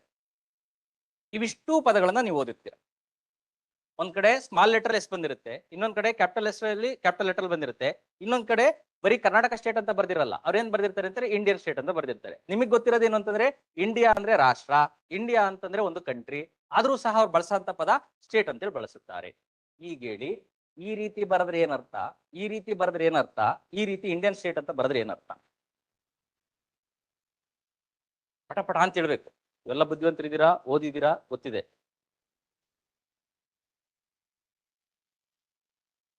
ಓವರ್ ಆಲ್ ಯಾವ್ದ್ರಲ್ಲಿ ಓವರ್ ಆಲ್ ಅಂತಂದ್ರೆ ನೋಡಿ, ಯಾವುದೇ ಸಂದರ್ಭದಲ್ಲಿ ಒಂದು ಪದವನ್ನ ನಾವು ಡಿಫೈನ್ ಮಾಡ್ತಿದೀವಿ ಅಂತಂದ್ರೆ ಅದ್ರ ಪರ್ಪಸ್ ಏನು ಅಂತೇಳಿ ನೋಡ್ಬೇಕು. ಇಂಡಿಯನ್ ಪೊಲಿಟಿ ಓದ್ಬೇಕಾದ್ರೆ ಡಿಫೈನ್ಡ್ ಅಂತೇಳಿ ಪದ ಬರುತ್ತೆ. ಡಿಫೈನ್ ಅಂತ ಪದ ಬಂದಿದೆ ಅಂತಂದ್ರೆ ಇದು ಯಾವುದೋ ಒಂದು ಪರ್ಪಸ್ಗೋಸ್ಕರ ಡಿಫೈನ್ ಮಾಡ್ತಾ ಇದ್ದಾರೆ ಅಂತ. ಪರ್ಪಸ್ ಇಲ್ದಲೆ ಯಾವುದೇ ಕಾರಣಕ್ಕೂ ಏನನ್ನು ಡಿಸೈಡ್ ಮಾಡುವುದಿಲ್ಲ ಅಥವಾ ಡಿಫೈನ್ ಮಾಡುವುದಿಲ್ಲ ಇಂಡಿಯನ್ ಪಾಲಿಟಿ ಅಥವಾ ಪೊಲಿಟಿಕಲ್ ಸಿಸ್ಟಮ್ ಅಲ್ಲಿ, ಕಾನ್ಸ್ಟಿಟ್ಯೂಷನ್ ಅಲ್ಲಿ ಆಗ್ಲಿ ಅಥವಾ ಎನಿ ಲಾ ಬುಕ್ ಅಲ್ಲಿ ಅವ್ರು ಏನಂತ ಬರೀತಾರೆ ಅಂತಂದ್ರೆ ಇಟ್ ಈಸ್ ಡಿಫೈನ್ಡ್ ಆಸ್ ಅಂತ ಹೇಳ್ಬಿಟ್ಟು ಅಂತ ನೋಡ್ಕೊಳ್ಳಿ. ಇಂಟರ್ನ್ಯಾಷನಲ್ ಲೆವೆಲ್ ಅಲ್ಲಿ ನಾವೇನಾದ್ರೂ ಸ್ಟೇಟ್ ಅಂತೇಳಿ ಬರಿತಿದೀವಿ ಅಂತಂದ್ರೆ ಇಲ್ಲಿ ಬರಿಬೇಕಾದ್ರೆ ನಾವೇನ್ ಬರಿತೀವಿ ಅಂತಂದ್ರೆ ಇಂಡಿಯನ್ ಸ್ಟೇಟ್ ಅಂತ ಬರಿತೀವಿ. ಇಂಡಿಯನ್ ಸ್ಟೇಟ್ ಅಂತಂದ್ರೆ ಅರ್ಥ ಏನು ಅಂತಂದ್ರೆ ಈ ಸ್ಟೇಟ್ ಎಂಬ ಪದಕ್ಕೆ ಒಂದು ಜಿಯೋಗ್ರಫಿಕಲ್ ಏರಿಯಾ ಇರುತ್ತೆ. ಈ ಜಿಯೋಗ್ರಫಿಕಲ್ ಏರಿಯಾದಲ್ಲಿ ಈ ಒಂದು ಜಿಯೋಗ್ರಫಿಕಲ್ ಏರಿಯಾದಲ್ಲಿ ಜನರಿರ್ತಾರೆ. ಈ ಜನರನ್ನ ಆಳ್ವಿಕೆ ಮಾಡೋದಕ್ಕೆ ಒಂದು ಗವರ್ನಮೆಂಟ್ ಇರುತ್ತೆ. ಆ ಜನರು ಆಳ್ವಿಕೆ ಮಾಡಬೇಕು ಅಂತಂದ್ರೆ ಈ ಗವರ್ನಮೆಂಟ್ ಯಾವ ರೀತಿಯಾಗಿ ಆಳ್ವಿಕೆ ಮಾಡಬೇಕು ಅಂತೇಳಿ ಒಂದು ಕಾನ್ಸ್ಟಿಟ್ಯೂಷನ್ ಇರುತ್ತೆ. ಸೊ ಈ ರೀತಿಯಾಗಿ ಒಂದು ನಿರ್ದಿಷ್ಟ ಪ್ರದೇಶವಿದ್ದು ಆ ಪ್ರದೇಶದ ಒಳಗಡೆ ಜನರಿದ್ದು ಆ ಜನರಿಗೆ ತನ್ನದೇ ಆದಂತಹ ಒಂದು ಗವರ್ನಮೆಂಟ್ ಅಥವಾ ಸರ್ಕಾರ ಇದ್ರೆ ಅದನ್ನ ನಾವು ಇಂಟರ್ನ್ಯಾಷನಲ್ ಸೆನ್ಸ್ ಅಲ್ಲಿ ಅಂತ ಕರಿತೀವಿ ಅಂದ್ರೆ ಸ್ಟೇಟ್ ಎಂದು ಕರೆಯುತ್ತೇವೆ. ಇದು ಇದರ ಅರ್ಥ. ಸೊ ಸ್ಟೇಟ್ ಅನ್ನೋ ಪದಕ್ಕೆ ಮೊದಲನೇ ಅರ್ಥ ಇದು ಯಾವುದು ಅಂತಂದ್ರೆ ಇದು. ಇದರ ಡೌಟ್ ಇದೆಯಾ? ಸರಿನಾ? ಸೊ ನೀವೇನಾದ್ರೂ ಇಂಡಿಯನ್ ಸ್ಟೇಟ್ ಅಂತ ಬರ್ದಿದ್ದೀರಾ ಅಂತಂದ್ರೆ ಅದನ್ನ ಏನ್ ಕನ್ಸಿಡರ್ ಮಾಡ್ಬೇಕಾಗುತ್ತೆ? ಜಮ್ಮು ಕಾಶ್ಮೀರದಿಂದ ಹಿಡಿದು ಕನ್ಯಾಕುಮಾರಿ, ಗುಜರಾತ್ ಇಂದ ಹಿಡಿದು ಅರುಣಾಚಲ್ ಪ್ರದೇಶ, ಮಧ್ಯದಲ್ಲಿ ಆ ಕಡೆ ಈ ಕಡೆ ಸೈಡ್ ಅಲ್ಲಿ ಬಿದ್ದೋಗವಲ್ಲ ಅವೆರಡೇನು? ಅಂಡಮಾನ್ ನಿಕೋಬಾರ್ ಮತ್ತೆ ಲಕ್ಷದ್ವೀಪ್. ಇಷ್ಟನ್ನ ಸೇರಿಸಿದ್ರೆ ಏನಾಗುತ್ತದು? ಇಂಡಿಯನ್ ಸ್ಟೇಟ್ ಆಗುತ್ತೆ. ಇದು ಇದರ ಅರ್ಥ. ಅರ್ಥ ಆಯ್ತಾ? ನೆಕ್ಸ್ಟ್ ಇದಾದ ಮೇಲೆ ನಾವು ಇನ್ನು ಬೇರೆ ಕಡೆ ಎಲ್ಲಿ ಡಿಸೈಡ್ ಮಾಡ್ತೀವಿ ಅಂತಂದ್ರೆ ಈಗಿನ ಹೇಳ್ಕೊಟ್ಟೆ ಫೆಡರೇಷನ್ ಅನ್ನೋ ಒಂದು ಕಾನ್ಸೆಪ್ಟ್ ಬರುತ್ತೆ. ಫೆಡರೇಷನ್ ಅಂತ ಕಾನ್ಸೆಪ್ಟ್ ಬಂದಿದೆ ಅಂತಂದ್ರೆ ಯಾರ ನಡುವೆ ಅದು ಡಿವೈಡ್ ಆಗುತ್ತೆ ಪವರು? ಸೆಂಟ್ರಲ್ ಮತ್ತೆ ಸ್ಟೇಟ್ ಗವರ್ನಮೆಂಟ್. ಈಗ ನೀವ್ ಹೇಳಿ ಸ್ಟೇಟ್ ಆಫ್ ಕರ್ನಾಟಕ ಅಂತಂದ್ರೆ ಅದು ಯಾವ ಆಧಾರದ ಮೇಲೆ ಹೇಳ್ತಾ ಇದೀನಿ ನಾನು? ಇಂಟರ್ನ್ಯಾಷನಲ್ ಆಧಾರದ ಮೇಲೆ ಹೇಳ್ತೇನಾ ಫೆಡರೇಷನ್ ಆಧಾರದ ಮೇಲೆ ಹೇಳ್ತೇನಾ? ಫೆಡರೇಷನ್. ಸೊ ಸಂಯುಕ್ತ ರಾಷ್ಟ್ರ ಅನ್ನೋದೇನ್ ಬರುತ್ತಲ್ಲ ಅದರ ಆಧಾರದ ಮೇಲೆ ಹೇಳ್ತಾ ಇದೀನಿ. ಸೊ ಇಲ್ಲಿ ಸೆಂಟ್ರಲ್ ಗವರ್ನಮೆಂಟ್ ಮತ್ತೆ ಸ್ಟೇಟ್ ಅನ್ನೋದು ಇದರ ಅರ್ಥ. ಅರ್ಥ ಆಯ್ತಾ? ಇದು ಸೆಕೆಂಡ್ ಡೆಫಿನೇಷನ್ ಸ್ಟೇಟ್ಗೆ. ಥರ್ಡ್ ಸ್ಟೇಟ್ಮೆಂಟ್ ಯಾವುದು ಅಂತಂದ್ರೆ ಈ ಒಂದು ಆರ್ಟಿಕಲ್ 12 ಏನಿದೆಯಲ್ಲ ಪಾರ್ಟ್ 3 ಆಫ್ ಇಂಡಿಯನ್ ಕಾನ್ಸ್ಟಿಟ್ಯೂಷನ್, ಅದರಲ್ಲಿ ಆರ್ಟಿಕಲ್ 12 ಡಿಫೈನ್ ಮಾಡುತ್ತೆ. ಏನಂತ ಡಿಫೈನ್ ಮಾಡುತ್ತೆ ಅಂತಂದ್ರೆ ಈ ಸ್ಟೇಟ್ ಅಂದ್ರೆ ಏನು ಅಂತ ಡಿಫೈನ್ ಮಾಡುತ್ತೆ. ಕರೆಕ್ಟ್ ಆಗಿದೆಯಾ? ಸೊ 3 ಡೆಫಿನೇಷನ್ ಇಷ್ಟನ್ನು ಕರೆಕ್ಟ್ ಆಗಿ ಓದ್ಕೋಬೇಕು ನೀವು. ಒಂದು ರಾಜ್ಯ ಅಂದ್ರೆ ಏನು ಅಂತ, ಇನ್ನೊಂದು ಇಂಟರ್ನ್ಯಾಷನಲ್ ಅಂತಾರಾಷ್ಟ್ರೀಯ ಸಂದರ್ಭದಲ್ಲಿ ರಾಜ್ಯ ಅಂತ ಬರೆದ್ರೆ ಏನು ಅಂತ ಅರ್ಥ, ಮತ್ತೆ ಆರ್ಟಿಕಲ್ 12 ಅಲ್ಲಿ ಸ್ಟೇಟ್ ಅಂತ ಬರೆದ್ರೆ ಏನು ಅಂತ ಅರ್ಥ. ಈಗ ಇಲ್ಲಿ ಇವ್ರು ಕೇಳಿರೋದು ಇದ್ರಲ್ಲಿ ಕೇಳಿ ಇಂಟರ್ನ್ಯಾಷನಲ್ ಸೆನ್ಸ್ ಅಲ್ಲಿ ಕೇಳಿದಾರಾ, ಫೆಡರೇಷನ್ ಅಲ್ಲಿ ಕೇಳಿದಾರಾ, ಇಲ್ಲ ಅಂತಾರೆ ಫಂಡಮೆಂಟಲ್ ರೈಟ್ಸ್ ಅಲ್ಲಿ ಕೇಳಿದಾರಾ? Fundamental right. ನಮ್ಮ ಕಾನ್ಸ್ಟಿಟ್ಯೂಷನ್ ಅಲ್ಲಿ ಸ್ಟೇಟ್ ಅನ್ನೋದನ್ನ ಪಾರ್ಟ್ 3 ನಲ್ಲಿ ಏನ್ ಡಿಫೈನ್ ಮಾಡಿದೀವಿ ಈಗ ಹೇಳಿ ಆನ್ಸರ್ ಅದಕ್ಕೆ. ಡಿನಾ? ಸರಿನಾ? It refers to the government of India, Parliament of India, government and legislature of each state and all other local authorities within the territory of India. ಸರಿನಾ? ಇದು ಓದುವಂತ ರೀತಿ. ನೀವು ಯಾವುದೇ ಕಾರಣಕ್ಕೂ ಆರ್ಟಿಕಲ್ 12 ಅಂತ ಬಂದಿದೆ, ಆರ್ಟಿಕಲ್ 12 ಅಲ್ಲಿ ರಾಜ್ಯ ಅಂತೇಳಿ ಬರ್ದವ್ರೆ ಅಂತಂದ್ರೆ ನಾವು ಯಾವ ರಾಜ್ಯನ ತಿಳ್ಕೋಬೇಕು? ಇಲ್ಲಿ ಇದೆಯಲ್ಲ ಈ ರಾಜ್ಯನ ತಿಳ್ಕೋಬೇಕು. ಈ ರಾಜ್ಯ ತಿಳಿಬೇಕಾ? ಈ ರಾಜ್ಯ ತಿಳಿಬೇಕಾ? ಸರಿನಾ? ಅದೇ ರೀತಿ ಪಾಕಿಸ್ತಾನ್ ಸ್ಟೇಟ್ ಅಥವಾ ಸ್ಟೇಟ್ ಆಫ್ ಪಾಕಿಸ್ತಾನ್ ಅಂದ್ರೆ ಏನರ್ಥ? ಪಾಕಿಸ್ತಾನಕ್ಕೆ ತನ್ನದೇ ಆದಂತಹ ನಿರ್ದಿಷ್ಟ ಬೌಂಡರಿ ಇರುತ್ತದೆ, ಅದರಲ್ಲಿ ಅವರದೇ ಆದಂತಹ ತಲೆ ಕೆಟ್ಟಿರುವ ಜನರಿರುತ್ತಾರೆ, ಅದಕ್ಕೊಂದು ತಲೆ ಕೆಟ್ಟಿರುವ ಸರ್ಕಾರವಿರುತ್ತದೆ. ಕರೆಕ್ಟ್ ಆಗಿದೆಯಾ? ಸೊ ಇದನ್ನ ನಾವೇನ್ ಕರಿತೀವಿ? ಸ್ಟೇಟ್ ಎಂದು ಕರೆಯುತ್ತೇವೆ ಇಂಟರ್ನ್ಯಾಷನಲ್ ಸೆನ್ಸ್ ಅಲ್ಲಿ. ಡೌಟ್ ಇದೆಯಾ? ಅರ್ಥ ಆಯ್ತಾ? ನೆಕ್ಸ್ಟ್ ಇಲ್ಲಿ ನಿಮ್ಗೆ ನೆನಪಿರ್ಲಿ ಪಾರ್ಟ್ 3 ನಲ್ಲೇ ಯಾಕೆ ಡಿಫೈನ್ ಮಾಡಿದ್ದಾರೆ ಸ್ಟೇಟ್ ನ, ಮತ್ತೆ ಇದೇ ಅಂಶವನ್ನ DPSP ನಲ್ಲೂ ಅದನ್ನ ಹೇಳ್ತಾರೆ. State means as defined in the article 12 of Indian constitution ಅಂತ. ಯಾಕೆ ಡಿಫೈನ್ ಮಾಡಿದ್ದಾರೆ? ಲಿಮಿಟೇಷನ್ ಆಫ್ ಪವರ್ ಅದ್ ಬಿಟ್ರೆ ಎನ್ಫೋರ್ಸ್ಮೆಂಟ್, ಅದಾದ್ಮೇಲೆ ಪ್ರೊಟೆಕ್ಷನ್ ಆಫ್ ರೈಟ್ಸ್. ಕರೆಕ್ಟ್ ಇದೆ ನೋಡಿ. ಸೊ ಇಲ್ಲಿ ಇರೋಂಥದ್ದು ಮನುಷ್ಯನಿಗೆ ಕೊಟ್ಟಿರೋಂಥ ಅಥವಾ ಭಾರತೀಯರಿಗೆ ಕೊಟ್ಟಿರೋಂಥದ್ದು ಯಾವ್ದು ಅಂದ್ರೆ ಫಂಡಮೆಂಟಲ್ ರೈಟ್ಸ್. ಈ ಫಂಡಮೆಂಟಲ್ ರೈಟ್ಸ್ ಒಬ್ಬ ಸರ್ವಾಂಗೀಣ ಅಭಿವೃದ್ಧಿಗೆ ಬೇಕಾಗಿರೋಂತಹ ರೈಟ್ಸ್ಗಳಿವು. ಈ ರೈಟ್ಸ್ ಗಳನ್ನ ಕಿತ್ತುಕೊಳ್ಳುವಂತಹ ಸಾಮರ್ಥ್ಯ ಯಾರಿಗಿದೆಯಲ್ಲ ಅವರನ್ನ ಅಷ್ಟೇ ಗುರುತಿಸಿದ್ರೊಳಗಡೆ ಹೇಳ್ತಾ ಇರೋದು. ಈ ಒಂದು ರೈಟ್ಸ್ಗೆ ವಿರುದ್ಧವಾಗಿ ನಡೆಯೋದಕ್ಕೆ ಯಾರ ಕೈಲಿ ಸಾಧ್ಯ ಇದೆ ಅಂತಂದ್ರೆ ಪಾರ್ಲಿಮೆಂಟ್ಗೆ ಸಾಧ್ಯ ಇದೆ. They can take away fundamental rights. ಇದರ ವಿರುದ್ಧವಾಗಿ ಯಾರು ನಡೆಸಬಹುದು ಅಂತಂದ್ರೆ ಸ್ಟೇಟ್ ಗವರ್ನಮೆಂಟ್ ನಡೆಸಬಹುದು. They can take away the rights. ಇದರ ವಿರುದ್ಧವಾಗಿ ಯಾರು ಕೆಲಸ ಮಾಡಬಹುದು ಅಂತಂದ್ರೆ ಲೋಕಲ್ ಸೆಲ್ಫ್ ಗವರ್ನಮೆಂಟ್ ಕೆಲಸವನ್ನ ಮಾಡಬಹುದು. ಲೋಕಲ್ ಗವರ್ನಮೆಂಟ್ ಇರ್ಬೋದು, ಅಥಾರಿಟಿ ಇರ್ಬೋದು, ಪಾರ್ಲಿಮೆಂಟ್ ಇರ್ಬೋದು, ಸ್ಟೇಟ್ ಲೆಜಿಸ್ಲೇಚರ್ ಇರ್ಬೋದು. President can take away our fundamental rights. PM can take away our fundamental rights. Council of ministry can take away fundamental rights. State council of ministry can take away fundamental rights. So ಯಾರು fundamental rights ನ ಕಿತ್ಕೊಳಕ್ಕೆ ಸಾಧ್ಯ ಇದೆಯಲ್ಲ ಅವ್ರನ್ನೆಲ್ಲ ಒಟ್ಟಿಗೆ ಸೇರಿಸಿ ಗುಡ್ಡೆ ಹಾಕಿ ಬರ್ದಿರೋದು ಇದು ಸ್ಟೇಟ್ ಅಂತಂದ್ರೆ those who can take away fundamental rights. ಅದಕ್ಕೋಸ್ಕರ ಅಲ್ಲಿ ಡಿಫೈನ್ ಮಾಡಿರೋದು. ನೆಕ್ಸ್ಟ್ DPSP ನಲ್ಲಿ ಮತ್ತೆ ಸ್ಟೇಟ್ ನ ಡಿಫೈನ್ ಮಾಡ್ತಾರೆ. DPSP ಅನ್ನೋದೇನಿದೆಯಲ್ಲ ಅದು ನಮಗೆ ಈ ರೀತಿಯಾಗಿ ಒಂದು ಪಾಸಿಟಿವ್ ಆಗಿ ಅಥವಾ ಧನಾತ್ಮಕವಾಗಿ ಕೆಲಸ ಮಾಡಬೇಕು ಅಂತ ತಾನೇ ಹೇಳಂತದ್ದು. ಸೊ ಅಲ್ಲಿರೋದ ನೀವು ಸ್ಟೇಟ್ಮೆಂಟ್ ಗಳನ್ನ ನೋಡಿದ್ರೆ ಅದೇನಂತ ಹೇಳುತ್ತೆ ಅಂದ್ರೆ state should do this, state should do this, state has to provide this ಅಂತ.